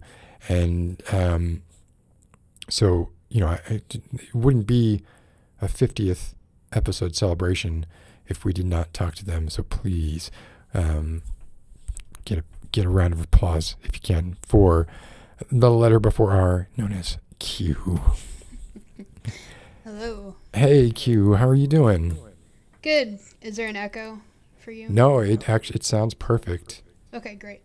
Yeah. I figured that the whole bootstrap speech was meant for my introduction. Oh, yes. Wait, can you turn your cap down a little bit? Can I see what does that say? Uzumaki? Yeah. Oh, yeah. I don't know if you can see the. Oh, that's awesome. I love it. Yeah, I just got it. Yeah. I am kind of a poser. I haven't finished Uzumaki, but I'm reading it. Well, have you read like the first 20 pages? Yes. Then you got it. Yeah. I mean, it goes basically just like it's more and more bizarre, but if you've read through the part where the hair starts coming alive, then you probably have a good idea of what to expect for the rest of it. But yeah, I was specifically referencing you when I was talking about I just generally like success stories, like being able to kind of overcome obstacles in life, right? Yeah. And no, I agree with you. I definitely think that people that are like, hard work is all it takes to get what you want in life and all that bullshit, like a lot of luck. Like I've been very lucky to have what I have, honestly. Like it's not that I didn't work for what I have, but it's a lot of luck was part of it. And there's different degrees of luck too, right? Like, and what's the balance of how much of this was luck and how much of this wasn't luck? Like maybe, I mean, things happen to people and maybe they're negative in the moment, but they end up being positive in the long run. Often I look back over like a period of my life over the past 5 years, and I look back on something and I'm like, oh gosh, that was terrible when it happened. But if that hadn't have happened, then these other things wouldn't have happened. But then, of course, there's the other part of me that's like, well, but if that hadn't have happened, who knows what sort of wonderful things might have happened that I'll never know about, right? Like all the paths not taken But that's just because You can just drive yourself insane doing Exactly. It's like Exactly. for a long time after I had my severe mental health episode where I like fucked up my whole life for a while, I spent every waking moment for about 3 months thinking about everything that I did wrong and how I could have done it better, and it didn't help me. It didn't do anything for my mental state, so don't recommend that. Well, it didn't change. It couldn't change the past, but Right, it's like... has it affected your, like, the way you look at things now, do you think? I don't know. I think it's just made me more vigilant about how I handle my mental health. It's like I don't want to be back at that place, so I do what I can to just make sure I'm not, you know? And you know what else is well, it's not weird, but it is sort of like a bizarre facet of that whole kind of everything, and this kind of goes hand in hand with that mentality of everything happens for a reason, all this kind of predestiny kind of, Right. in my opinion, kind of bullshit. But you have that kind of idea of, well, yeah, bad things had to happen in order for a person to realize when good things are happening. Right. Maybe, but like, Right. did John McCain have to be a prisoner of war for 5 years to get a perspective on what it's like to the horrors of being a prisoner of war? No, he didn't have to do that, right? Like Right. 3 months would have done, or whatever it is. It's a matter of at some point it becomes like, okay, I got the picture, I got the point. I don't need this anymore. I don't need to suffer anymore in order to appreciate the things that would not be suffering. Can I please get out of this cycle of suffering now? Yeah. It's interesting that you say all this because, so this, I promise this is relevant. So I got a tattoo when I was 18. You probably can't see it. You can't read it from here, but it says it hurts to become. And it's like, okay, cool. You know, becoming who you are, it's a process. But recently I've been really taken with the phrase, there's no virtue in suffering. And I've decided I'm going to get that tattooed on the other side of my wrist because it's like, I think the whole to suffer makes you inherently a better person. Like, I don't think that you have to suffer to be a good person. I think it's like a false...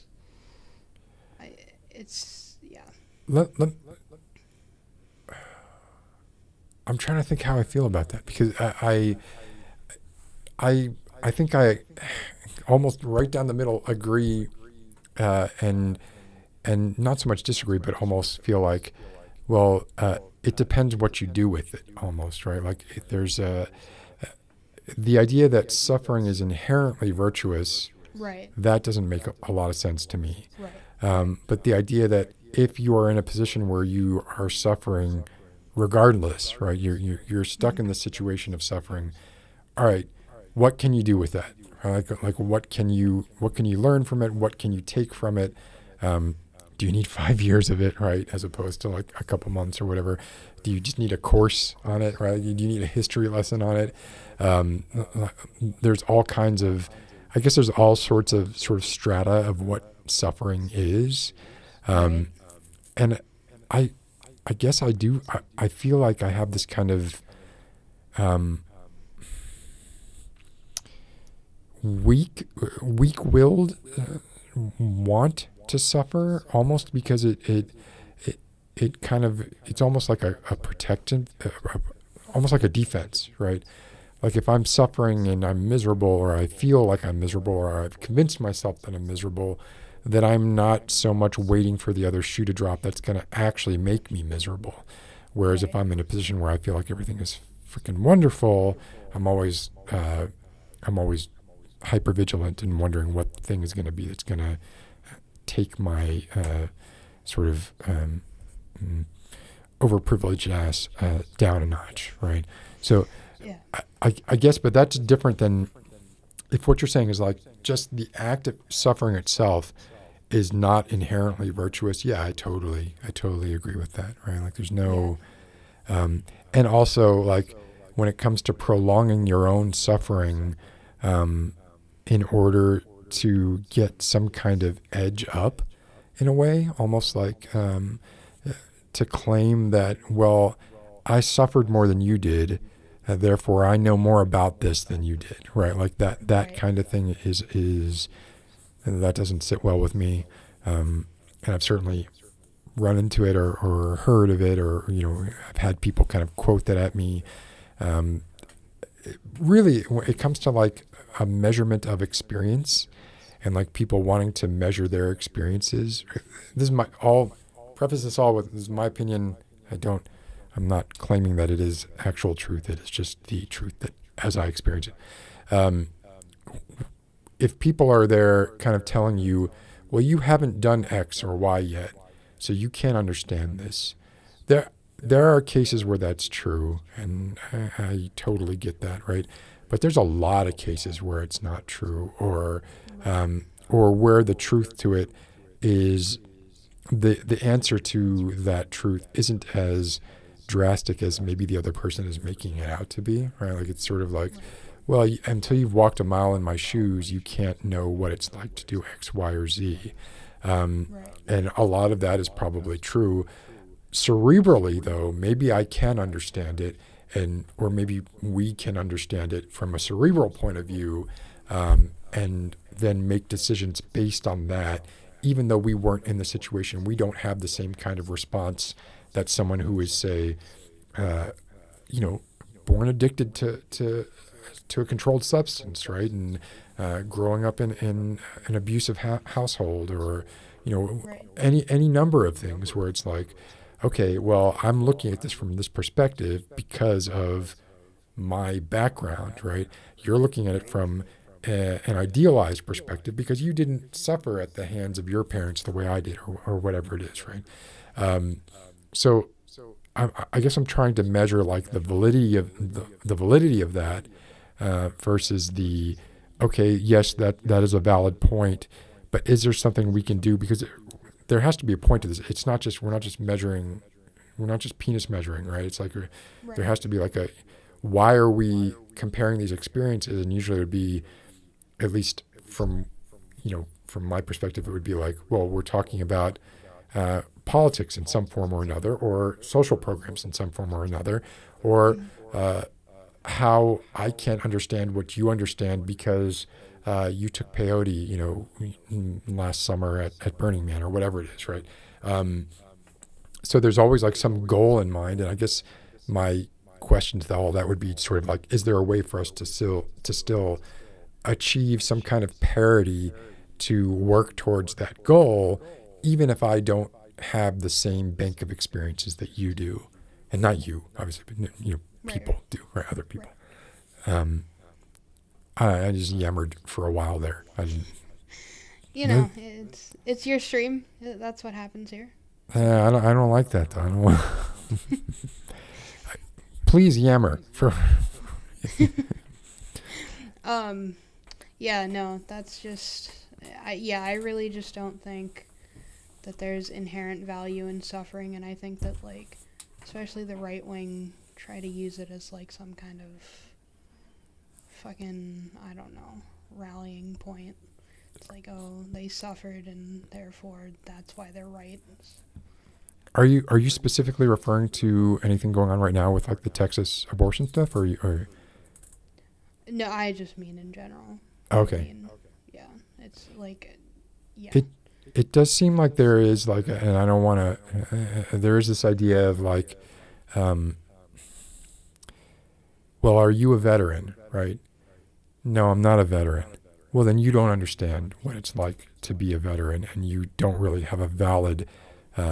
You therefore don't have a valid point of view on how vets or how to handle policy when it comes to the military-industrial complex, right? Which right. What does it have to do with the price of tea in some place, right? Like it's there are different experiences when you're a cog in the machine, and someone is criticizing the machine, and you take it as a direct insult towards you, then that's just like a misalignment of communication, right? Like Right. you can criticize the war machine all day long and not be a veteran and be just as have just as valid an opinion as someone who is a veteran. Right. Right? Exactly. I don't know if that's what you were referring to or not, but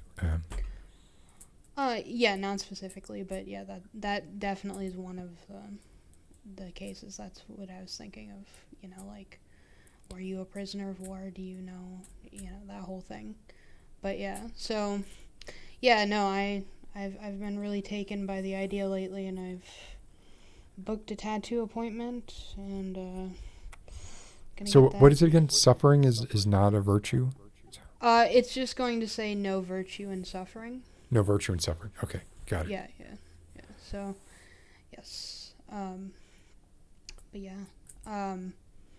I wanted to say I think it's very, very sweet and nice that you are respecting your son's chosen name. I know it's like, oh, he's 6 and it's a phase, but maybe it's not, and it's, not a lot of parents, even now, would do something like that, and I don't know, it warms my heart that you guys care. Oh, too, so. that's sweet to hear, Q. I my guess is that there will be a string of names, Yeah. right, until the final decision is made, right? Right. But while, I can't, there's not much I can do about like school referring to him by Right. a given name or whatever, but yeah, this has been, and I do have a problem with, thoughtlessness when it comes to pronouns and names and all that kind of stuff that I'm trying to combat, but I don't understand why anybody would, like, it doesn't hurt anyone to call people what they want to be called, and I don't understand Right. why there would be this resistance to doing it, unless it's like a sort of closet exercise of power, or they think they're being very defensive and thinking that a person's wish to be classified in a certain way is a way of trying to control them, much like some people might think like wearing a mask is trying to control you, right? Like, Right. so I just don't get that at all. Yeah. And honestly, like Magnus is a cool name also. Yeah. Yeah, it really is, like, it costs $0 to call Yeah. people by their chosen names and use their pronouns. So that's how I feel about it. But And Q, I Yeah. can't possibly thank you enough for everything that you've done over this past year and change.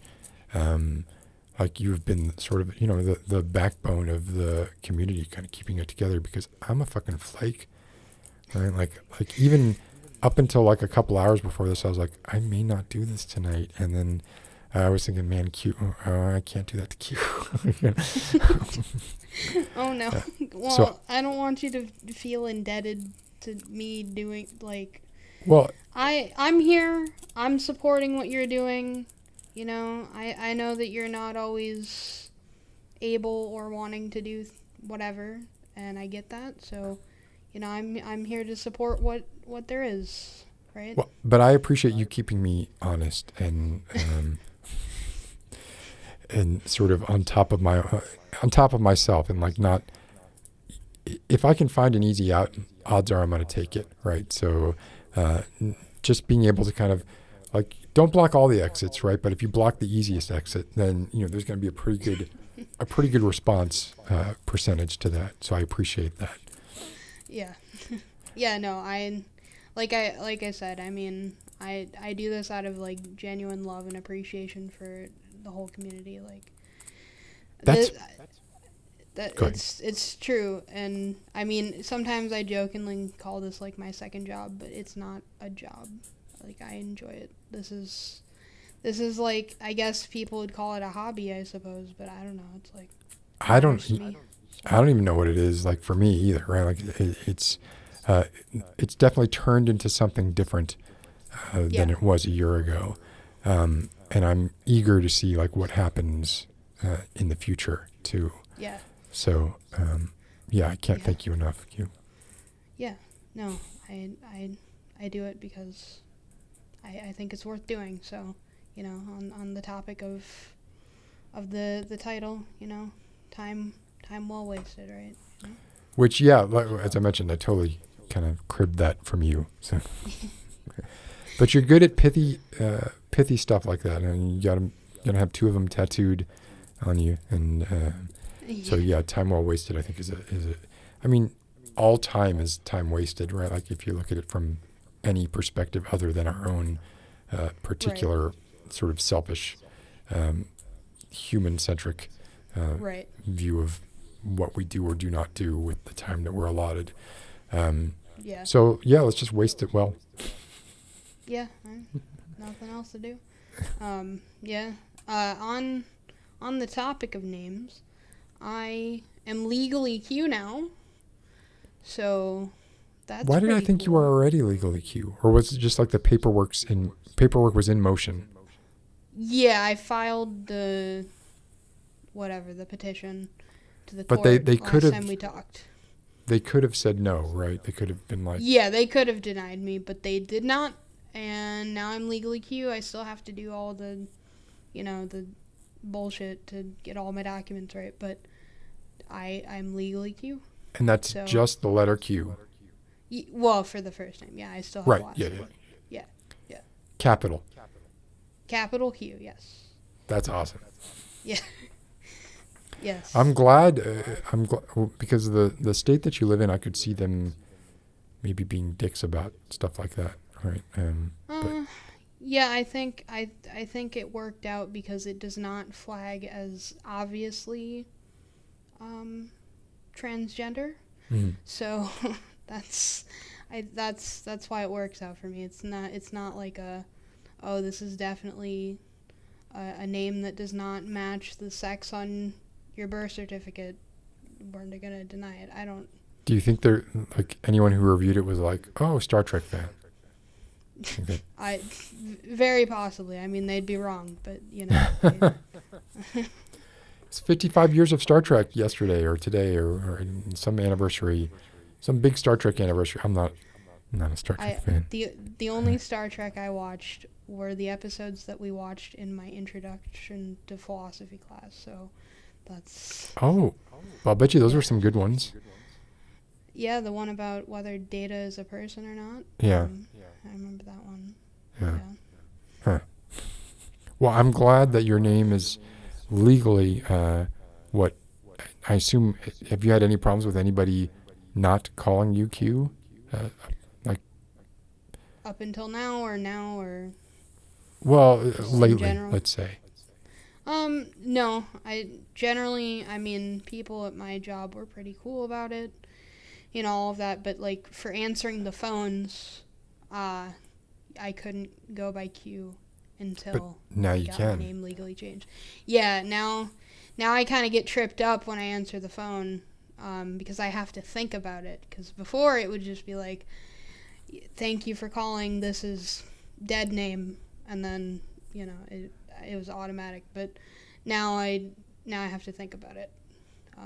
But soon you won't, right? Yes, soon it'll be natural. Yeah. I think that's great, Q, and I'm happy that happened. I hope your tattoo goes well, and I hope that you stick around to do all the hard stuff that I can't do. Yeah. Honestly, like figuring out all that bot stuff, I just like oh god. It's really not that daunting, I promise. But it's fine that you don't want to handle it. I don't mind. I appreciate that, Q. Yeah. So I'm gonna move. Or got a couple other people in the queue here, in the line here. So. But thank you very much for calling in, and I hope to see you at episode 100. Yeah. See you then. Really, the question is, will I be around? Oh, yeah. Anyway, We'll move on. All right. Bye. Bye, Q. All right. Yeah, that was Q, who really, I can't say enough about them and their importance to what's been going on.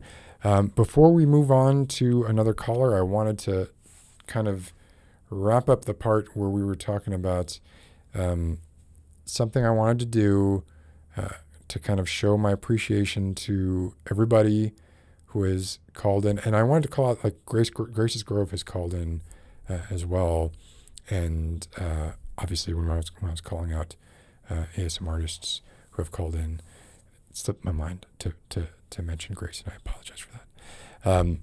But I wanted to put something together for people, and I was, kind of thinking, what could I do? Like, what kind of short sort of retrospective could I do that would really honor the contributions of the community to, like, what this has become over the past year or so. And I think I got a suggestion from someone close to me, and I was like, yeah, that's it. That hits the nail right on the head. So I hope you all like this tribute to you all, the Beyond the Double Red Doors community. It's only a minute or so long. Here we go.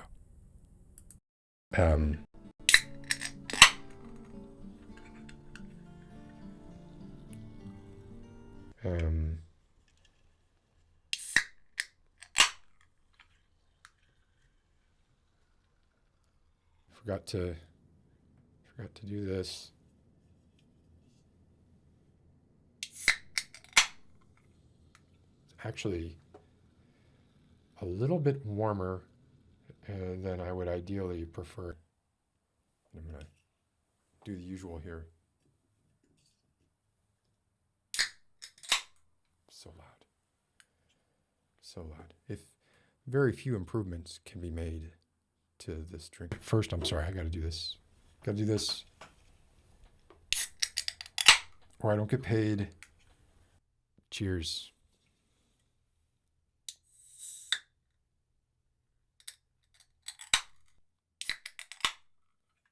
Doing that.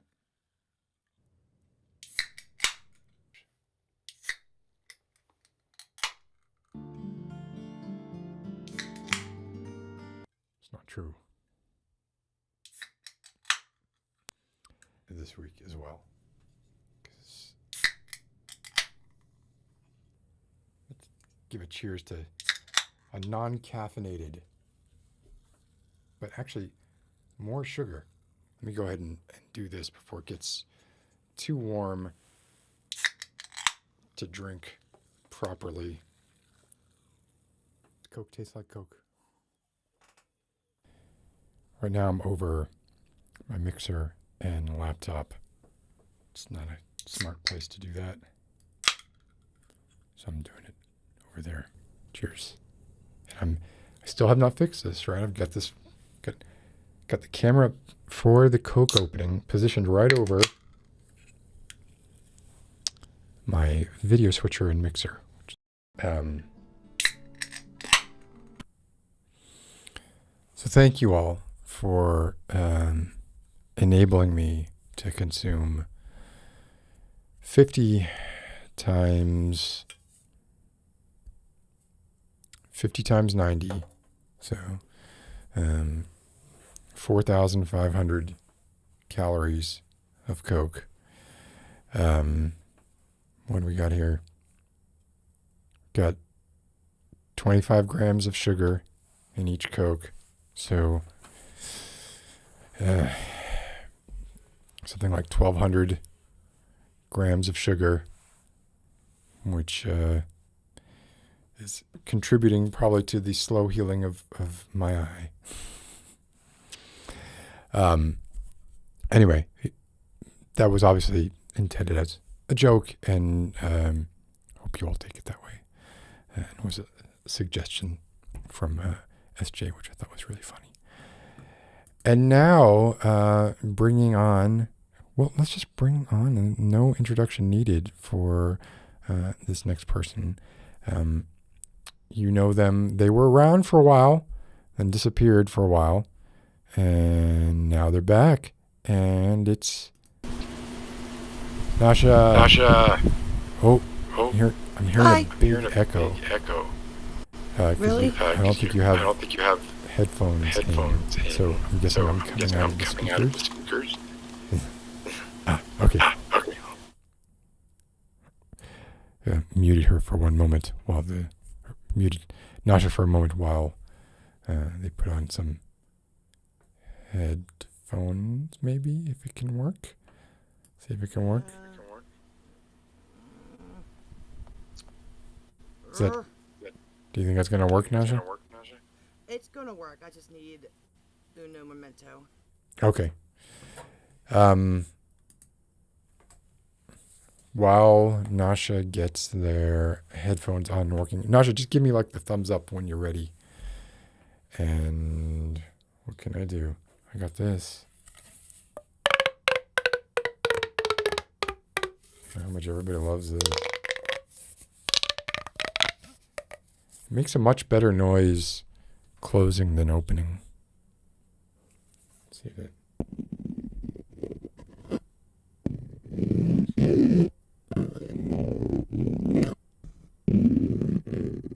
Is that blowing everybody's ears off? It might be.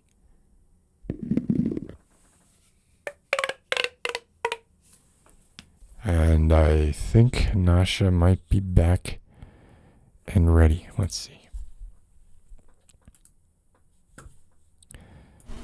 Hi, Am I Nasha. back? Yes, you are back and you are not echoing. So it's perfect. Yay! How are you doing? It's been a Cool. while since I've seen and or spoken with you. Good. I just had a lot happen in like a month period and had to back away from everything. Oh yeah, no, I wasn't asking that as like a explain your absence kind of. Just wanted to be sure that you were doing okay now, and that. Did you just huff on a vape pen right there? Was that? No. Can I ask- What was in that? Yes. Yeah. Yeah. And what might be in that vape pen? If I can... Something that's flavored like blueberry lemonade. Cool. So how are you doing now, Nasha? I'm good. I just through certain events I've become legal guardian of my nephew, which is a thing. Can I ask how old your nephew is? Oh. 14? You're legal guardian of a 14-year-old. Are you? You're not that much older than that, are you? I'm 36. No, you're not fucking 36, Nasha. I am too fucking 36. I was born in 85. Holy crap. Oh, okay. You don't look 36. For whatever that's worth. Yo. So you're the legal guardian of a 14-year-old. Mhm. That's a big deal. Yeah. How are you It's adjusting? Weird. I mean, he's a very relaxed, very witty, very dry little dude, and I like him a lot, so. So that makes it easier. Yes, because he is super dry, and I really like him, so it's good. I didn't get a nephew I hated or anything. And if I'm asking questions that are too personal, please just tell me to fuck off. Have you ever guardianed or had children? Have you been in this kind of situation before? No. But I have a dog. That's the closest thing. Yeah, yeah. A little different, but yeah. There's Yeah. some similarities, right? Yeah. So how are you finding it? Like, what's the biggest challenge so far? I just realizing like I'm in this parental role now, which I had no plans on being in, to be honest. Wasn't something I thought I was going to do, but like I said, he's already a teenager and he's smarter than me and he's got his life figured out. Yeah, you've only got 4 years, and then you can pretty much just kick him out, right? Be like, Yeah, well, like the thing is, like my brother has his brother, you know, my other nephew, but my nephew Connor really needed to continue school with the online stuff because he has ADHD, and this past year with the virus, he flourished being able to learn online. that's been a very So- interesting discovery, right? For people with Mhm. certain kinds of learning, are they even called learning disabilities, learning challenges, Mhm. or non-normative learning? I don't know. And that's not non-normative. What is the term now? I like using the term like I guess non-neurotypical.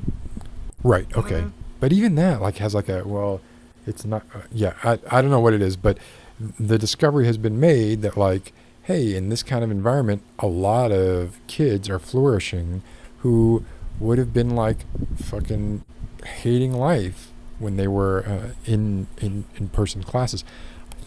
Obviously, this is not necessarily the norm or whatever. Or this is not the majority, but there is a subset of kids who are just doing fantastic in this situation. Yeah. So Connor is the name of your Yep. of your boy, of your kid. Is that?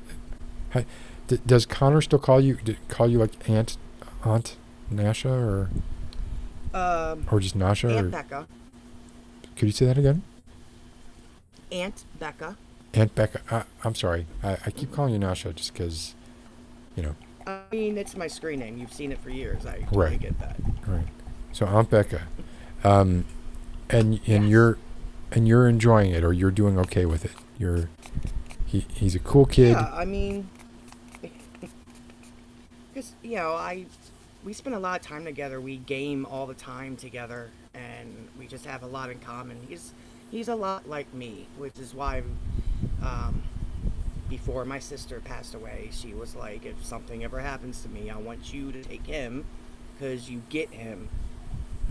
And I was like, oh. Yeah. That was that a recent event? Yeah. It's about 6 months ago, kind of recent. Okay. Yeah. I'm sorry about that. But then Connor was with his father for a few months. Is that? Well,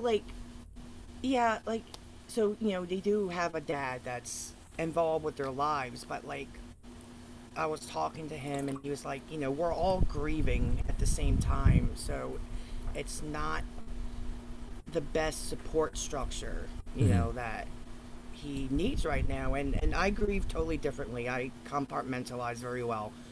So I'm like, just have him stay with me. And the legal thing was just so I could get him into the school near my house that was allowing kids to stay online. Oh, gotcha. Yeah. So you live in a preferred zip code, right? So. Yes. Okay, Yes. I've gotcha. Yes, I've dealt with this myself in the past. Yeah. School system, the way that they do schooling here is kind of messed up. Oh yeah, no. Going to school every year because I'm right on the Anne Arundel County line and the Baltimore City line. Every year I have Which to side? make sure Anne Arundel County. Okay, so you don't pay but Baltimore just City barely. taxes. No. Okay. No, but it's just barely. Like every year growing up, I would have to look to see which school I was going to. Because I went to a county school for 3 years and I went to a city school for 1. Did you ever see the decline of Western civilization? Yes. Oh, okay. So there was a bit there where like someone yelled out, "Anne Arundel County." I don't know if you remember. Yeah. But yeah, it slipped my mind that you were born and raised in the Balmer area, right? I forgot that you were born and raised in the Balmer area, and I say Balmer, Yeah. trying to sound like a native Baltimorean, because I lived there for a few It years. only comes out. It only comes out for me when I'm talking to other people from the area. Gotcha. It's like yeah. Yeah. Yeah. So yeah, I lived in. Well, I'm sure you know this, but I lived in Hamden for a while, and Towson for a while, Owings Mills for a while. Kind of bopped around there for a little bit. But I actually really like Baltimore. It's I do too. People have to come here to see just how great it is. you can't just drive through on the interstate. The interstate gives a very poor impression of Baltimore. Yeah. All you see Or are like just smokestacks. watching The Wire. Yeah. Yes, you can't watch. And I did watch The Wire just before I moved to Baltimore County back in like 2006. Or actually Baltimore City, right? And then I remember being like very perplexed by like, I'm paying county taxes because I live in Baltimore County, and I'm also paying Baltimore City taxes because I live in Baltimore City, and then I'm paying like it was just like tax nested in taxes, and so I moved out of Baltimore City as soon as I could, even though I enjoyed living in Baltimore City. So that was. I think that's Maryland's motto. If it's a thing, we can tax it. They really go at it. So you were around at the beginning of this, right? You basically started with us playing, or I guess me playing Last of Us 2, right? Not very well. No. So for those who aren't familiar with the origin story, I was having some trouble playing Last of Us 2, and there were a few very vocal people who were, how can I put this? Belittling and berating me almost constantly, but in a friendly way. I took it in a very friendly way. I took it as and I was having a lot of trouble at one point in Last of Us 2 getting out of the theater. And there are 2 red doors that lead out of the theater. And I just want to make this clear, because I remember this distinctly. I knew those doors were there, but when I had run past them, there was not an interact with the doors, so I assumed like, oh, well, it can't be those doors because no interact showed up when I got near those doors, so those must be like permanently locked doors. I'm meant to find another way out. So that's why I was running around in that space for as long as I was, and everyone was screaming at me, you have to get to the double red doors. I think Chad, maybe most famously, Chad was very, very vocal about that. And then finally I went back to the double red doors and got stuck shortly after that, right? Because that's what I do. Really, I think what it is I'm too smart for games. Like, I'm so smart that I loop back around to being stupid again. Do you buy that? Is that what we're saying today? Okay, yeah, sure. You're too smart for games. He's too smart, guys. Cool. If people will buy that, I'm gonna go with it. Or too old. I'll take too old too, because both of those, it's just like I can just kind of. Yeah, that's a good one. That's an inevitable process, aging. So, but you were around for that. No, Go ahead. I was just saying, like, I found like I'm getting too old for games. Like, I'll try something new and just be like, nope, too old, can't do it. No, too much stuff. The thing is, I do enjoy playing games. It's just I'm just not as good at them as I once was. And a lot of it is the same reason, like when I watch like superhero movies and I don't enjoy them so much, just because like, dude, there's too much going on. Like I want I want a linear story. I want to be told a good story, and I want to experience that story. I don't really need open world. I'm kind of over the open world thing. I enjoyed it for a while, and now it's just sort of like, I'd rather have a well-crafted, smaller, auteur experience than this sort of, we had 200 developers creating this giant open world. Some of it feels cohesive, but most of it doesn't. And good luck trying to find your way around unless you're very used to this kind of thing, or unless you're between the ages of, 14 and 22, and you can basically just kind of figure everything out because your synapses are all firing on all cylinders. I'm down to, maybe I'm down to 5 cylinders at this point, quickly heading towards 4. It's going to be a lot of fun to experience that. But yeah, so you were around for that beginning, and well, you were around for you've been around for most of the time. So, and you've also been a huge help. Yeah, I mean, yeah, you've been a huge help to the community. You've been a sort of a source of levity, and you've been very good at correcting my grammar, which I find a little bit annoying, but that's cool. well, it's okay because I find your gameplay annoying. So yeah, that's another excuse of mine. I play games poorly intentionally to troll the people who watch. So I'm actually like a master gamer. So yes, yeah, sure. I have lots of excuses. Yeah, you do. I actually, I think the first video of yours I ever saw was actually the Negan one. I'm hearing this a lot now. Yeah, well, and actually, thanks to you, it got to the show. Well, that's not the way that's supposed to happen. Well, I had given up on it, and I was like, if they, because I've read further along in the comics, but I'm like, if they F up Negan, I'm not doing this anymore. And so I watched yours. I was like, oh my god, this is what it's like. And then I went and binged what there was, and I was like, oh, okay, yeah, great. It is good. Yeah, but well, it's interesting. Negan was really good.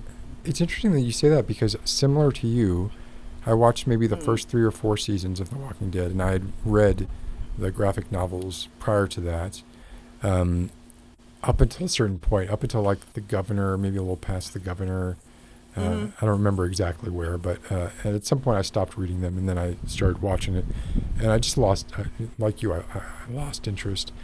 But then when people were like, "Hey, do Negan," I was getting that from a fair number of people, and I was like, "Well, I can't do Negan because Negan has not appeared yet." And they're like, "Well, go watch season 6 and season 7 or whatever the seasons were." And I was like, "Oh fuck! Well, I can't do that. Now I'm gonna have to watch the seasons to catch up to it." And then I did get back into it, but guess what? I immediately got out of it after like season 7 again. So I don't know where things ended up. Yeah, like I hear Negan's like a good guy now, right? He's totally just a good guy. Yeah, he's got a total redemption arc going on. He did some pretty brutal shit. That'd have to be quite an arc. He did, but like I always tell people, like, remember, Rick killed a bunch of his people while they were asleep first. I'm not saying that makes it right. I'm just saying, I guess some of it came from, like, the mindset. Like, Negan's mindset to me seemed like he would be someone who you would say the wrong word to, and he would decide that Lucille and you had an appointment. Yeah, I mean... Whereas maybe Rick was a little more level-headed than that. But oh, yeah. But I would have to watch more than I did, where I just kind of watched enough to be able to hopefully do some kind of some minor justice to it in the video, and then I stopped. So, well, you did very well. Oh, I appreciate that, Becca. Thank you. And what have you been? Have you been basically like? Well, how would you? Do you like Like, I mean, be honest. Actually, I don't need to say this because I know that you're going to be honest. What are your thoughts on like where this Beyond the Double Red Doors thing could go or should go? Like, if you could direct it, what would you have it do? What's the chaff that you would cut? And you can't just say me, because that. I was going to say replace you with Q, but whatever. It's on the table.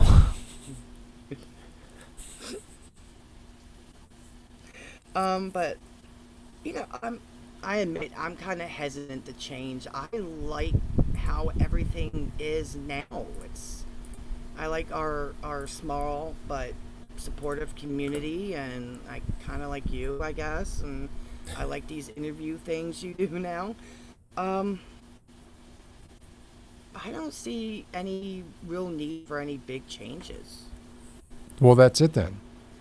So, yeah. I've said it, so it's true. From your word to the elder god's ears, or from your mouth to the elder god's ears, that is the way that it shall be. And I appreciate all of like I said, like all the feedback you give and all the sort of joy I feel like you bring to the community. And you're now, a guardian. So that's a lot of responsibility, and occasionally they're gonna give you like a black eye. It's not gonna be fun. I threaten to fight him like every day, but it doesn't. It's not gonna come to blows. I hope, because I'm pretty sure he could take me. How tall is he now? Is he like right here? Yeah. Next growth spurt, Yeah. he could easily spring up 8 inches a foot in a year. Scary. It's scary when kids gain that kind of physical power very quickly, and maybe haven't yet had the time to temper it with good judgment. Well, that's where childhood bullying comes from, right? I guess. Yeah. To some extent. Well, Nasha, unless you have something else you wanted to cover, I was going to move on. But I really enjoyed talking to you, as I always do. I think I want to say one thing. Yeah. Please, please, people, wear masks and get your vaccines, because some of us have people in our lives who are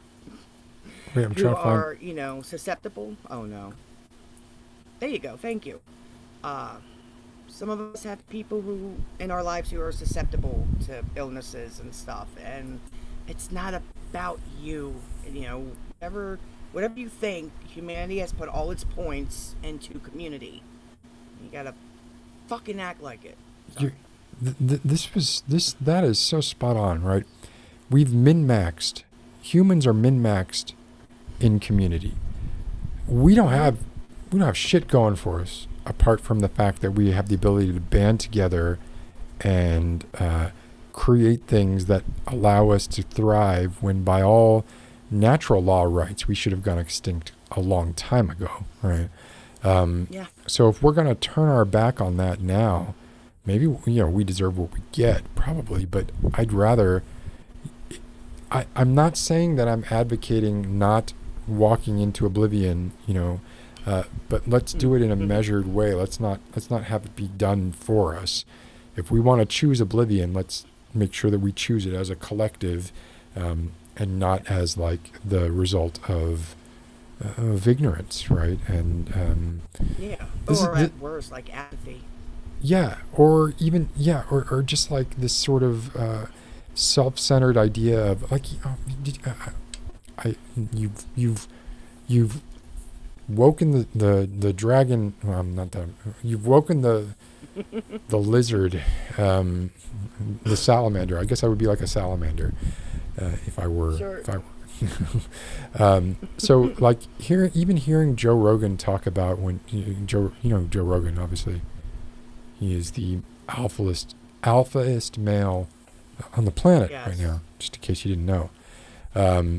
So he came down with COVID and immediately had every possible therapeutic applied to him because he was not vaccinated, even though he was very cagey about whether or not he was vaccinated prior to contracting COVID, to the point that he was even in an interview a week prior to getting COVID where he said, well, I've been around a lot of people with COVID and I haven't caught it. And you just know in his head, he believed that his immune system was strong enough to fight off COVID, and that if he got it, he would be asymptomatic. He got it. He wasn't asymptomatic, but he was one of the richest people, certainly richest social media sort of stars, and had access to constant IV drips and Regeneron and ivermectin, which, why the fuck would you take ivermectin anyway? I don't know. Maybe there is some validity to it, but certainly not proven. Right. So he got all that stuff, and then he felt better in a few days, and then immediately anti-vaxxers were like, look, it's easy. You get it, then you get these therapies, and you're fine. We don't need the vaccine. Fuck you. Those therapeutics, you're again taking a data sample of like 1 or 2 people, right? Well, Greg Abbott had it. Yeah, you're pointing to people who have access to all of these things that you're not going to have access to. The average person's not going to be able to get Regeneron. They're going to be. Must be real nice to have that sort of money. I Yeah, have to get a free exactly. vaccine. My bad. And to be able to isolate yourself and still have access to like all the amenities and all of your gym, your personal gym, all of this shit that you want to do.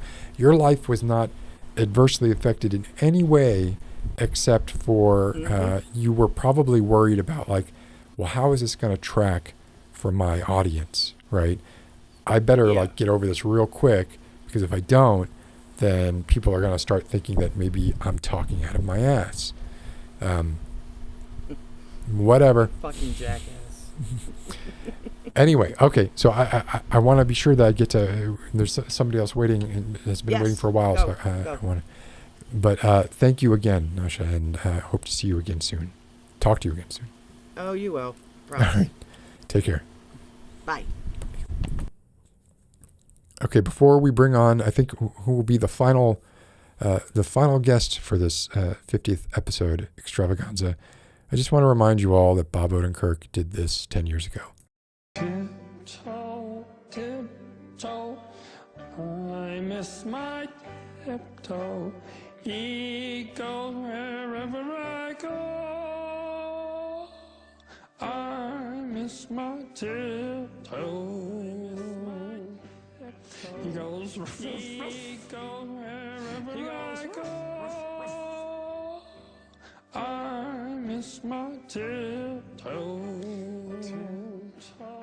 He goes, I miss my tiptoe.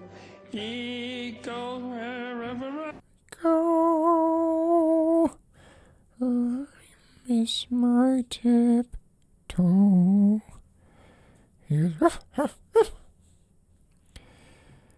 I did want to talk tonight about accelerometers and what you can currently do with them and how small they've gotten, but I'm going to put that off for another night. I also wanted to just kind of remind everybody that this is what Jeff Bezos looks like in a cowboy hat. And with that, I'm bringing on the final guest for the evening.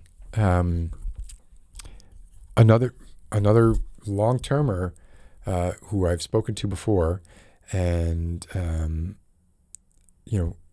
has very interesting viewpoints on some things. We're not necessarily like 100% in sync in what we believe and don't believe. So I like this kind of discussion. So everybody, please say hi to Olevi. Olevi, how are you doing? Good. Can you hear me? Can you try talking one more time? How about can you hear me now? Yeah, you're pretty quiet, but I can hear you. Maybe, I don't know, are you talking into a microphone, or is the microphone on your headset there? This happened last time. Oh, can you hear it now? Yeah, I mean, we can hear you. It's just quiet. So maybe, I don't know if you're able to speak loudly, or It sounds like you're touching a microphone there, and that's loud. But then when it's your voice, if you could lean into the mic, maybe that would be good. Okay, I'm gonna try that. That actually sounds much better. Wherever you just were, that was great. Okay. How are you doing, Olevi? I'm fine. I'm trying to figure out why this is your screen really blurry. I'm seeing you as being pretty blurry. It's perfectly acceptable. It's just it seems like maybe it might be low. It's not going through the stream that way, blurry. Yeah, it's going through the stream blurry. Like you're being seen as blurry, but it's fine.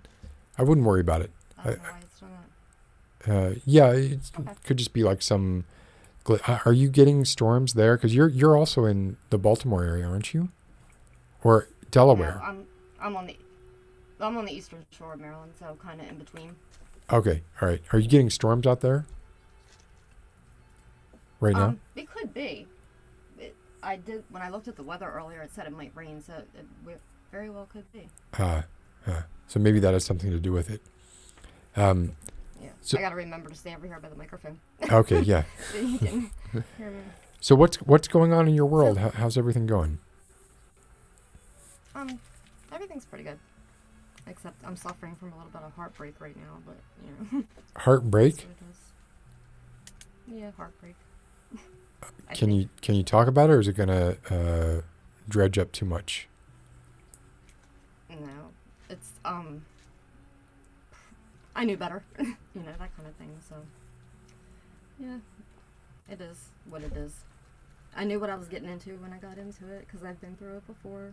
So only have myself to blame. So I mean, I don't want to poke any wounds, right? I don't want to rub salt in anything. You definitely have my sympathies, but I don't want to. I mean,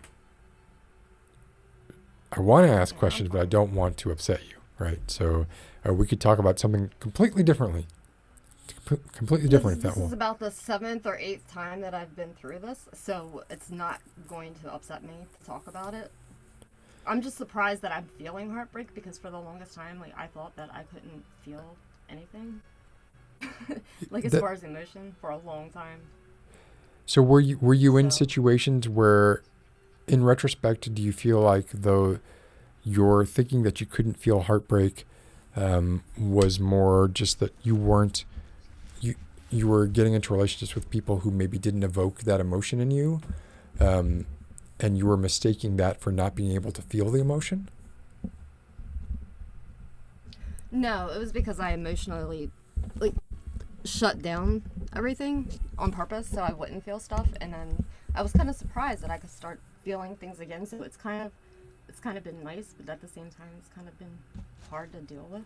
It's always a risk, right? Like it's like you put yourself out there, and if you want, well, it's like a roll of the dice, right? Like nobody really knows anybody, right? Like people can surprise you.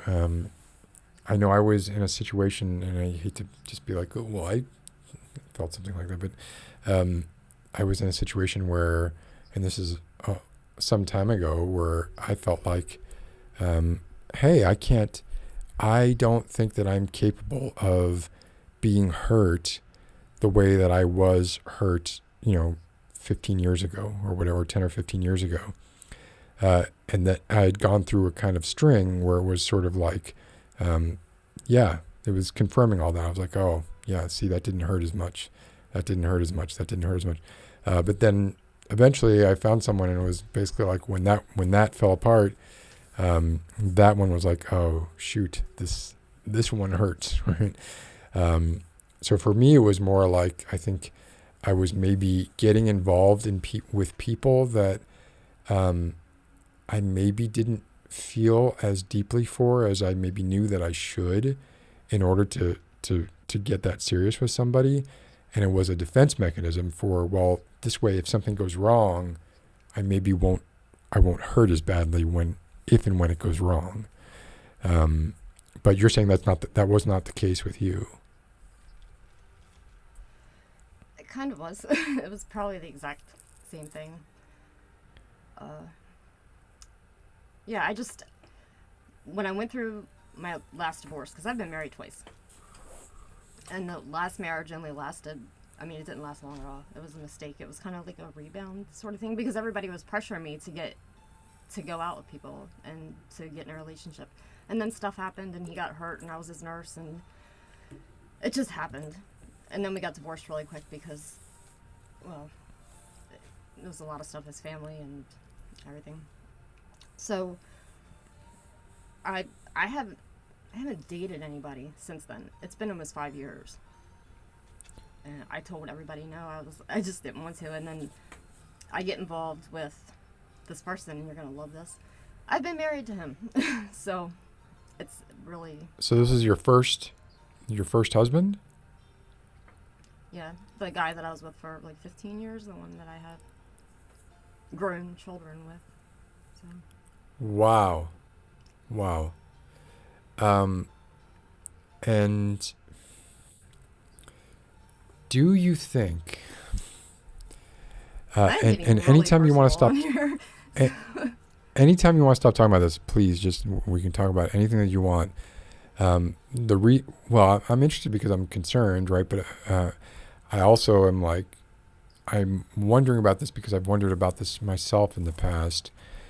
Do you think that in getting involved with your first husband again, that there was a part of you that maybe was trying to recapture that part of your life, as opposed to like it being predicated on genuine sort of deep emotions for that person?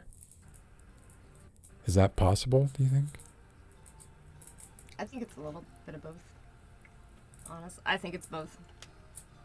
Yeah, because if you didn't have like super genuine emotions for him, then the heartbreak wouldn't be that bad.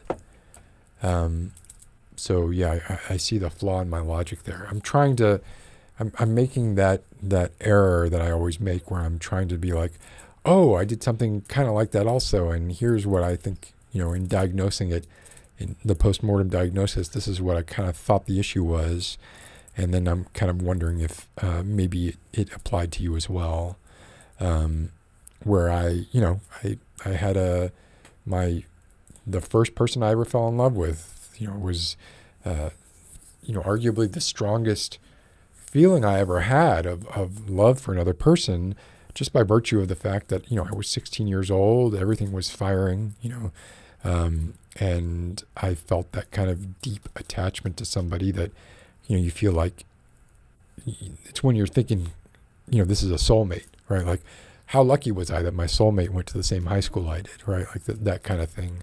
And then after 5 years, that fell apart, and I was, it was a terrible kind of time after that. And then we ended up getting back together years and years later. It's the person who her birthday is today. But I feel like, when we got back together, some of that for both of us, I think, was predicated on this idea that these feelings that we had when we were between the ages of 17 and 22 or 23, that somehow we might reclaim that. If we were able to reclaim that relationship, that we might get some of those, that it was a package deal, that if you're in the same relationship with the person that you felt great with because you were 19 years old, that now at 40, you're going to feel that again. But of course it doesn't work that way. And then when that illusion kind of shatters, it can be rather disheartening because you can't go home again, right? Forgive me, I was trying to draw some comparison there when that comparison probably doesn't exist, or maybe it exists in part, but not in totality. So I'm sorry, that sounds awful, and I don't think that. Thank you. Yeah, if you're, but I feel like you are kind of being hard on yourself, right? If you're saying, like, you knew what you were getting into, right? We do unhealthy. We've had this unhealthy thing where if he was in a relationship, or when I wasn't, when he would break up or I would break up, we would always hook up for a while, and it kept going on, and it's been unhealthy, and I don't know. And this time I told myself, I was like, no, I'm not doing it. and I stopped it before it got anywhere near what I had done before, so I did stop myself so it's not going to be that bad to get over. So it's just kind of a mix of emotions of I'm mad at myself because I told myself I wasn't going to do it anymore because I know how it makes me feel, and a little bit of heartbreak still because there are feelings there that I'm fine to ignore if I don't talk to him and he leaves me alone. But so I did stop it before it got too bad this time. And I'm guessing so that like you went through a period where you were in this unhealthy, indeterminate state, and now the situation that you're in, that cannot continue, right? So in a way, like, it feels like the door is closed, whereas maybe before there was always like a crack in the door, right, or a foot in the door or something. Yeah, we had an understanding that was more or less like a friends with benefits thing because I don't like new things. I don't like. You don't like trying new things? I like comfort, Yeah. No, yeah. I like things that I'm used to, and. Well, dating's fucking horrible. What do they call it strange. No. Yeah, I mean, who likes dating? Dating is terrible. I mean, any guy I talk to, they come out with this fake dialogue and start saying all these things that are going to continue to be when you get to know that person, and it's so superficial that it just rubs me the wrong way, and then I can't even stand talking to them anymore. Because you're like, and it's a complete turnoff. I can see right through it. Yeah, you're like, At my age, I know. I've been through it enough. Yeah. Stop bullshitting me. I've been through this before. Maybe if you were just 100% straight with like your intentions and, what the prospects are for whatever this is, then maybe you wouldn't be making me want to throw up in my mouth a little bit, right? Exactly. Yeah. So are you in a position where you think like you just can't stomach the thought of getting into the dating pool again and like meeting new people and all of that? I don't want to. I don't want the hassle of having to call somebody every day or talk to somebody every day. If I had my perfect relationship, it would be a guy who would sit there and like when I call him, he would be there when I needed him to like if we wanted to go do something. And then other than that, like go home and don't bother me and let me, do my homework, do my work, let me do my thing. I really don't like sleeping in a bed with other people, so like when we're done, can you like leave or just go in the other room? Because I like being by myself. I would do that, but I just want somebody to. I don't want to have to boost your ego every day. I don't want to have to text you every day. I don't want to have to call you every day. And this one guy I was talking to, he would text me every morning at 6 o'clock when he would wake up. Good morning. I'm not awake at 6 o'clock. I work late at night. That annoyed me so bad. I blocked him. There is like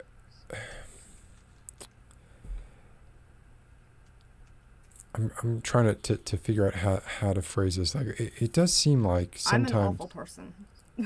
No. That's not where I'm going for at all. I'm more going for like a sometimes like there are people. It seems like there are people who put a lot of stock in these things like, oh, well, you didn't say you loved me today, right? Like, or you didn't say goodnight, I wasn't the last person you spoke to, or the first person that you spoke to when you woke up, and like certain things that are more almost ritualistic, self-soothing behaviors that people are seeking from other people, as opposed to like genuine connection, which could be like, I haven't spoken to this person in 3 days. I trust that they are living, their life the way that they want to live their life, and I want them to be happy, and I know that they want the same for me. And when we do talk, it's like we have things that we're actually saying to each other. It's not, how are you feeling? Okay, how's the weather? Okay, yeah, we'll talk tomorrow. Oh, maybe watch a movie and then, create these kind of touch points. And there is something to be said, right, I think for these touch points that you can create and then bond over if you're bonding over them. But if you're not, if you're genuinely just kind of filling the time and then like marking these like kind of putting ticks in these boxes that are like, okay, spoke to them 3 times today, told them that I love them today, right? Like that kind of thing is, it's more like, it doesn't seem like that's healthy relationship stuff. That's more like, it's like self-soothing stuff. It's more like, an addiction to the, not to the reality of it, but to the things that you can, it's almost performative, but like inverse performative, like you need that performance to be performed on you, right, by the person that you're in the relationship with. I'm sure people are... Or constant validation. That, they need that validation all the time. So I'm like shaking the table. So your ideal situation would be someone very independent who doesn't require validation. Is generally, you'd probably have, there's no such thing as like the perfect equal, like I want to talk to and spend time with you exactly as much as you want to talk to and spend time with me. But maybe the differential wouldn't be that big, right? Like it wouldn't be like this person is texting me at 6 a.m. every morning, right? And it wouldn't be this person never texts me at all, right? It would be something that you could deal with without being too annoyed, and yet still feel fulfilled by. Right. I don't want an expectation of having to speak to someone every single day. That kind of thing. Or somebody wanting to spend every second with me. I like my alone time a lot. And if I really ended up liking the person, or, perhaps falling in love, if that's even possible for me anymore, then it could change. I'd want to spend more time with them. But other than that, somebody who's just overly attached and just overly everything. That was my last husband. He smothered me. I couldn't take it. Do you think that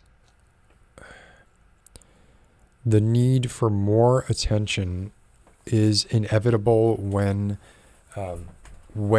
feelings become more intense, even if it's healthy, right? There's unhealthy attachment, right, and healthy attachment. Like, I wonder if you think, like, if you were to start a relationship with somebody and you were both kind of on the same page as far as like, okay, we talk every other day, usually, but it's not like it has to be.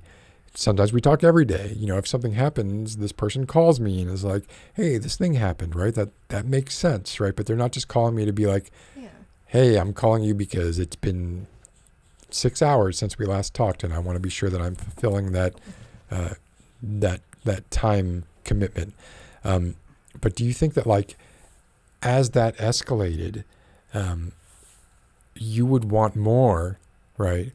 And then what if they're like, well, I still have these feelings I feel the same amount of love for you that you feel for me. The way that I express it, though, is not to elevate to those points of contact. I kind of started where I started at my ceiling and you started at your floor, right? And so I'm at my ceiling and you're at your floor, and you're going up, but I've got nowhere to go, right?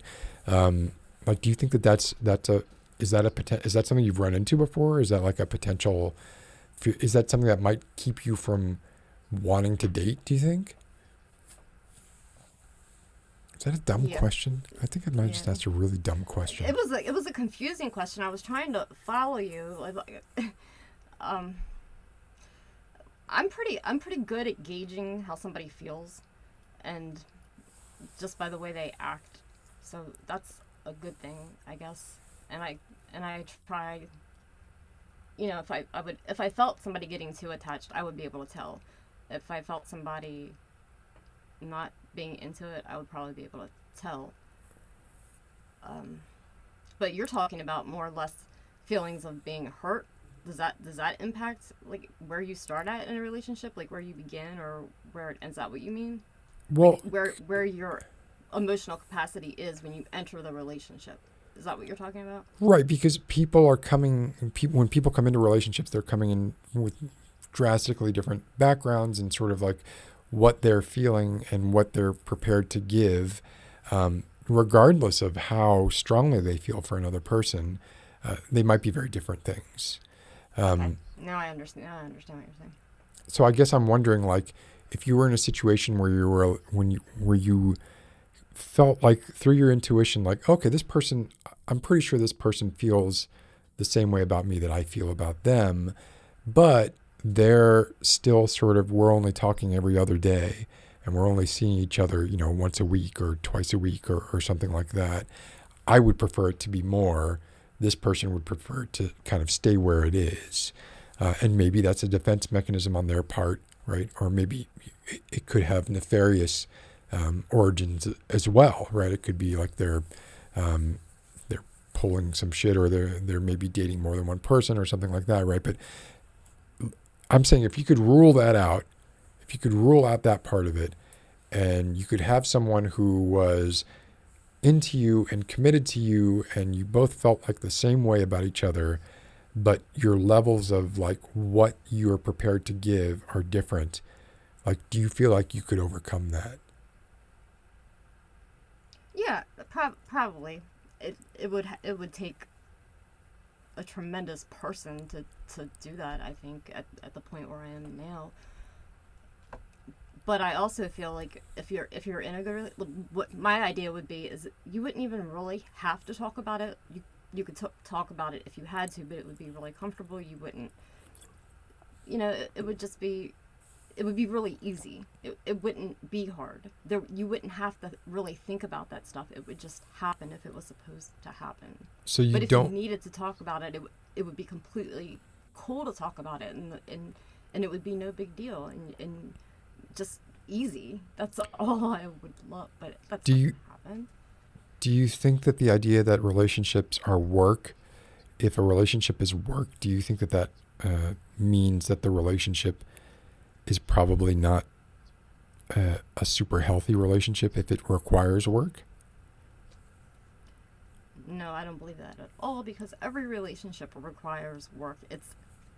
It has to if you want to maintain it. And when I mean work, I mean not keeping things from people, talking about your feelings, which a lot of people don't do at all, or they're not honest about their feelings. If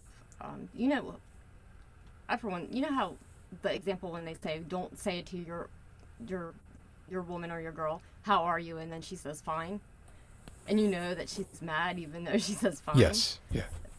But nobody talks about their feelings. That's what I'm talking about, or the passive aggressive stuff, just that kind of stuff. But you do have to work at it. Everything constantly if you want to maintain it. Right, and it seems like so much of that possibly that passive aggressive kind of thing and can come from insecurity, right? Or to some point, like it can come from insecurity and feeling like maybe you're not hearing the whole story, or you're not, you're not getting what you're giving. And I guess I wonder, because I feel like in my past I've been in situations like that where to me it feels like I am giving as much as I possibly can, and I have in the past been met with like, well, to me it reads like something else, right? To me it reads like you're distant and not giving. And I wonder how much of that thing comes down to, well, in a relationship you have to some extent you have to have compatible personalities, and you can't have somebody who's just like, I just want to be alone all the time, and someone who's like, I never want to be alone, right? And where's the sort of, I guess that's what I'm talking about, like one person's floor being another person's ceiling, how much of a buffer there is, all that kind of stuff. It just seems like it's a freaking mess to navigate, right? And it's really, and especially like if you're in a situation where it's like, well, do I want to be alone, right? Or do I want to like do that thing where it's like, I want to be sure that I'm comfortable alone, I'm comfortable with myself, so that I'm not getting into relationships for the sole purpose of filling that emptiness. And therefore I'm kind of approaching it. Void. Yeah, but you want to approach it from a place of void. But if you're feeling that void, then it seems to me like you'd be approaching relationships from a place of weakness, in that you want to fill that void. Is there a way to like to to be strong, or I don't even know if this is possible, to not feel that void and then still want to be in a relationship. Or if that void wasn't there, maybe you'd just be like, why the fuck do I need a relationship? I don't, I'm not feeling a void, so I don't need that. Yeah, I don't know. I don't have a great track record with relationships, so I'm definitely still like something I'm figuring out every day, right? Right there with you. I think a lot of relationship styles or things that happen, I think your childhood has a lot to do with it. How you're treated as a child, how much affection you're given, how your parents interacted, really lays the groundwork for what you're going to need or what you expect when you're in a relationship. I think that has a lot to do with it. I think you're right. Yeah. Yeah. Especially when it comes to like the type of personality you're looking for. Well, two things: the type of personality you're looking for, as far as is this person like a take control of things kind of person? Is this person a go with the flow kind of person? How much maintenance does this person require? Right, like all that kind of stuff.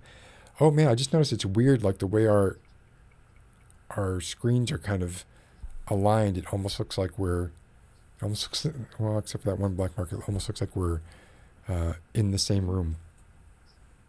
Oh, we have like very similar camera angles and the darkness in the middle. Oh, yeah. Interesting. Sorry, I got distracted. So what do you think? Like right now, you're in a position where you just need to heal. I'm guessing.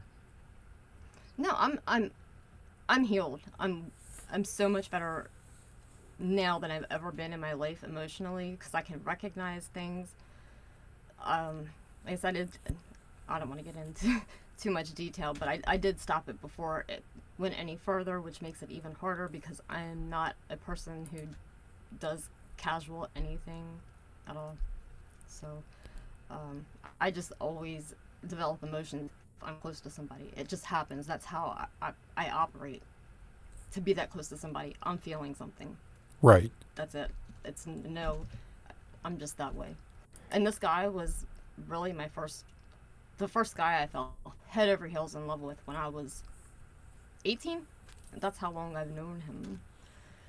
So, we've had children, just who are adults, well, young adults. They're in college. Are you at a state now where you all can't even be friends? No, we still talk. It's kind of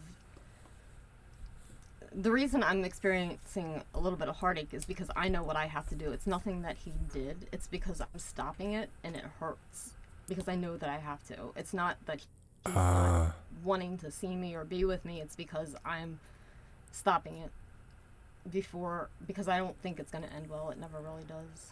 Oh, and that's really rough because, right, in theory, you could maybe go back on that, right? You still have some power there, whereas if they ended it, right, then maybe you wouldn't feel like you had the power, and it's just like, I just have to move forward. But if it's something that you're choosing to end because you think it's not going to end well, there's always the danger you could go back. Right? Yeah. Oh boy. I'm trying to stay strong. It's not easy. Yeah, I can't imagine. I've never been. Yeah, I don't think I've been in that particular situation. It's usually been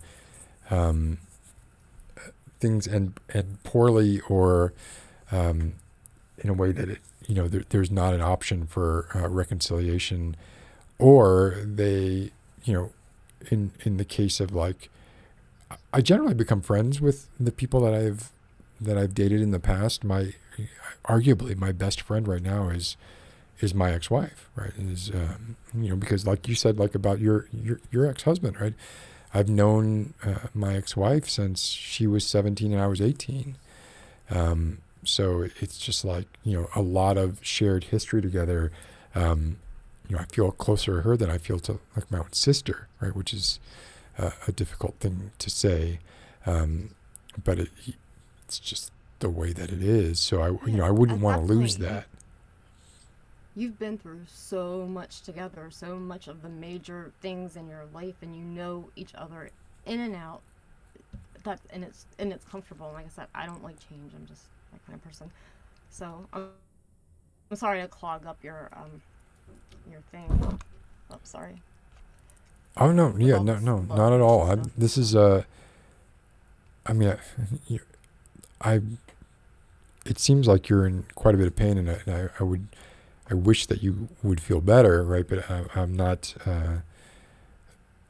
I just wish that there was some kind of advice that I could offer that would be anything but pablum. But I don't, because I don't have any expertise in that. Is why I was bringing up the Grace's suggestions, Wired for Dating and Hold Me Tight.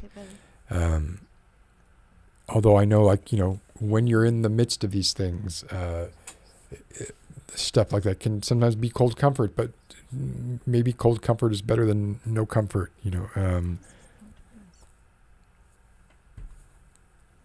but I hope that you're able to pull yourself out of it.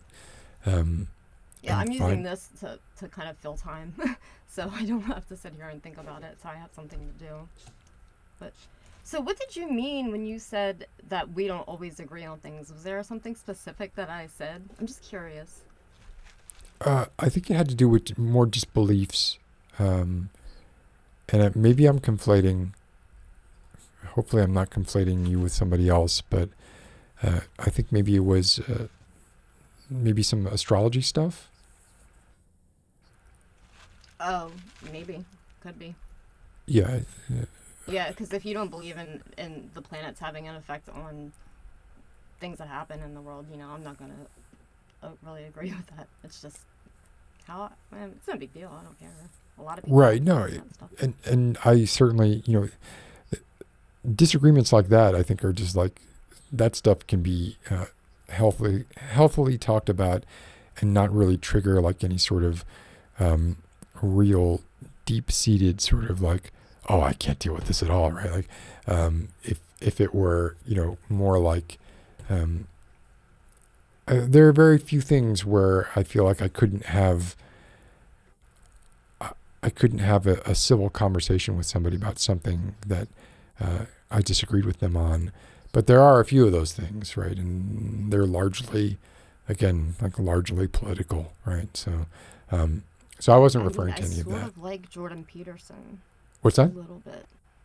I sort of like Jordan Peterson just a little bit. Oh, So okay. we probably disagree on that. Yeah, I do kind of like him. yeah, yeah. I don't. I mean, it's weird to me because like he does say like a lot of things that it's just like, yeah, I love Dostoevsky. Oh, you bringing up Dostoevsky again? Okay, yeah, do love Dostoevsky. Dostoevsky? Oh, right, Brothers Karamazov. Yeah, read that. Yep. Okay, got it.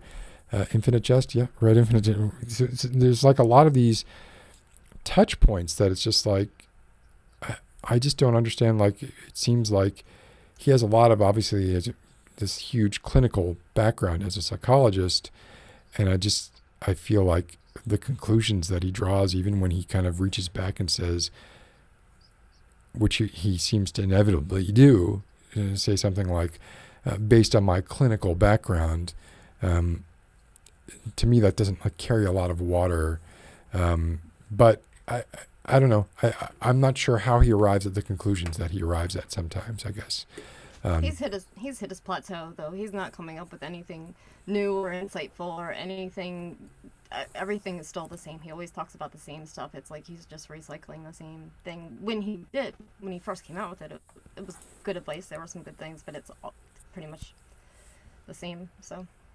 Well, his claim to fame was the Canadian, the great Canadian pronoun sort of battle of that, where he was confronted by someone. Here's something I also like. I really don't like when I've seen this. I see this a bunch of times, but it's just like poor arguments of valid concepts don't invalidate the arguments. It just means the argument was poor.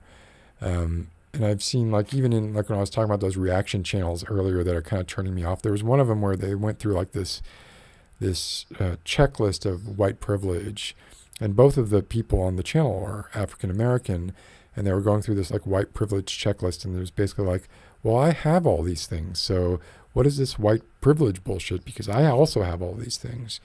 But to me, that was like really missing the point. One, the questionnaire that they were reading from doesn't represent the source of truth for what constitutes white privilege and what doesn't. And second of all, right, like sure, there are certainly examples of people who are not white who might benefit from what would be considered white privilege. We're talking about sample sizes in the millions here in order to arrive at like the idea that Jordan Peterson, his fundamental idea that he seems to disagree with, that really kind of gets on my nerves, is that he doesn't believe that the systems of government in the United States were biased by the fact that they were established by white men. He doesn't think that like there is a patriarchy. He doesn't think that patriarchal systems exist in government. And I don't understand how he could argue that that's the case.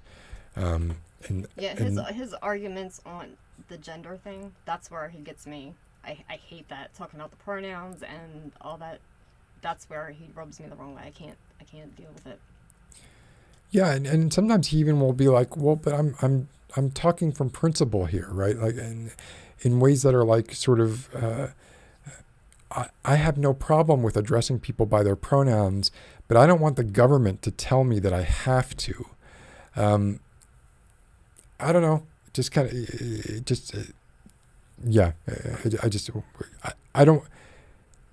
I guess I don't want to turn this into a Jordan Peterson off. Yeah, I don't want to spend any more time talking about him. I was kind of just making a point that, that we typically disagree on.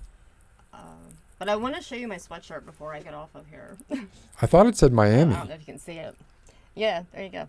It became a joke with all of us on here about how much you talked about Miami. So then, as a joke, I bought a Miami sweatshirt. So then, just for fun, I went around when I bought some new summer clothes to see how many t-shirts and sweatshirts I could find that said Miami on them, and I ended up collecting them just because I was something that's stupid. But I've been there several times, and I do love it. So. See, I thought it said Miami, but your camera is reversed, so it actually says Imami, right? And because all of those letters read equally well backwards and forwards, it was tough. IMI. Yeah. Right? Or I don't know. I'm AIM. Very Descartes. Essentially. Yeah. Yeah, exactly. Yeah. But I appreciate that. And Olevi, I hope that you are able to feel better soon from this. And well, thank you. And thank you for letting me stay on here and talk. Of course. I'm more than happy to. I don't know how it could possibly help, but if it helps in any way, I'm more than happy to. And we'll talk again soon. I'll hopefully see you in chat. Okay. Thanks. Bye, everybody. All right. Take care, Olevi. I didn't get to use this camera enough. It's really just a look at my. Oh God, that profile. This is not going to age well. This is 20 years from now. This is going to definitely be like. It's already like kind of there's stuff happening to it that was not happening before, and not plays with it. But wow, that discoloration is quite something, isn't it? So, we're at 3 hours. We've got the 50th episode in the books. Get your Ridge wallet. I want to see. Here's the guy that kind of helped kick this off.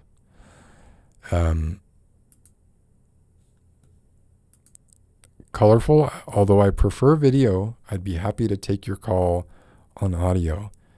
Damn it, Q.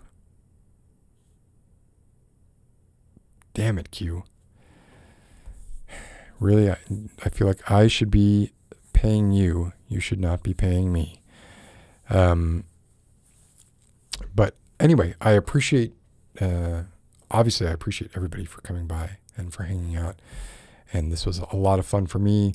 It's fun to do this on a different channel, possibly reaching more of an audience, possibly not, right? Obviously, the reason that I switched channels before was I think I was kind of ticking off the audience that really only wanted, and there it is. There's the downvote right there. The audience that wanted ASMR. So I didn't yell, Q. I didn't yell at you, did I? I'm sorry if I yelled at you. I didn't mean to yell at you.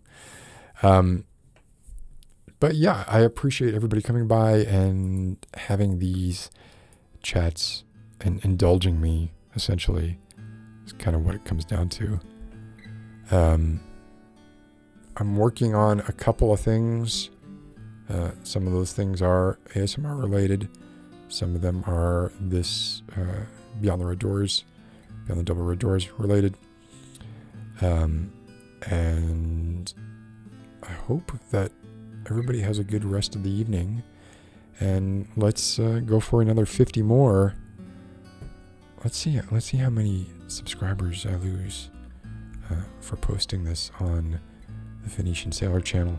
I'm not sure if I'm going to leave it up here, or if I'm going to just copy it, put it on the Beyond the Double Red Doors channel, and then delete it here, one way or the other. Another thing, didn't want to totally point out, but 50th episode, kind of have a birthday coming up that's not 50, but it's not far from 50. So wish me luck in just staying alive. And I hope everybody has a good night, and I hope that, Olevi, I hope you feel better as soon as you can. Nasha, good luck with Connor. 14 can be a tough age, so, stay with it. And Q, of course, thank you for everything that you do. And I hope to see you all soon in the next week. All right. Have a good night, everyone.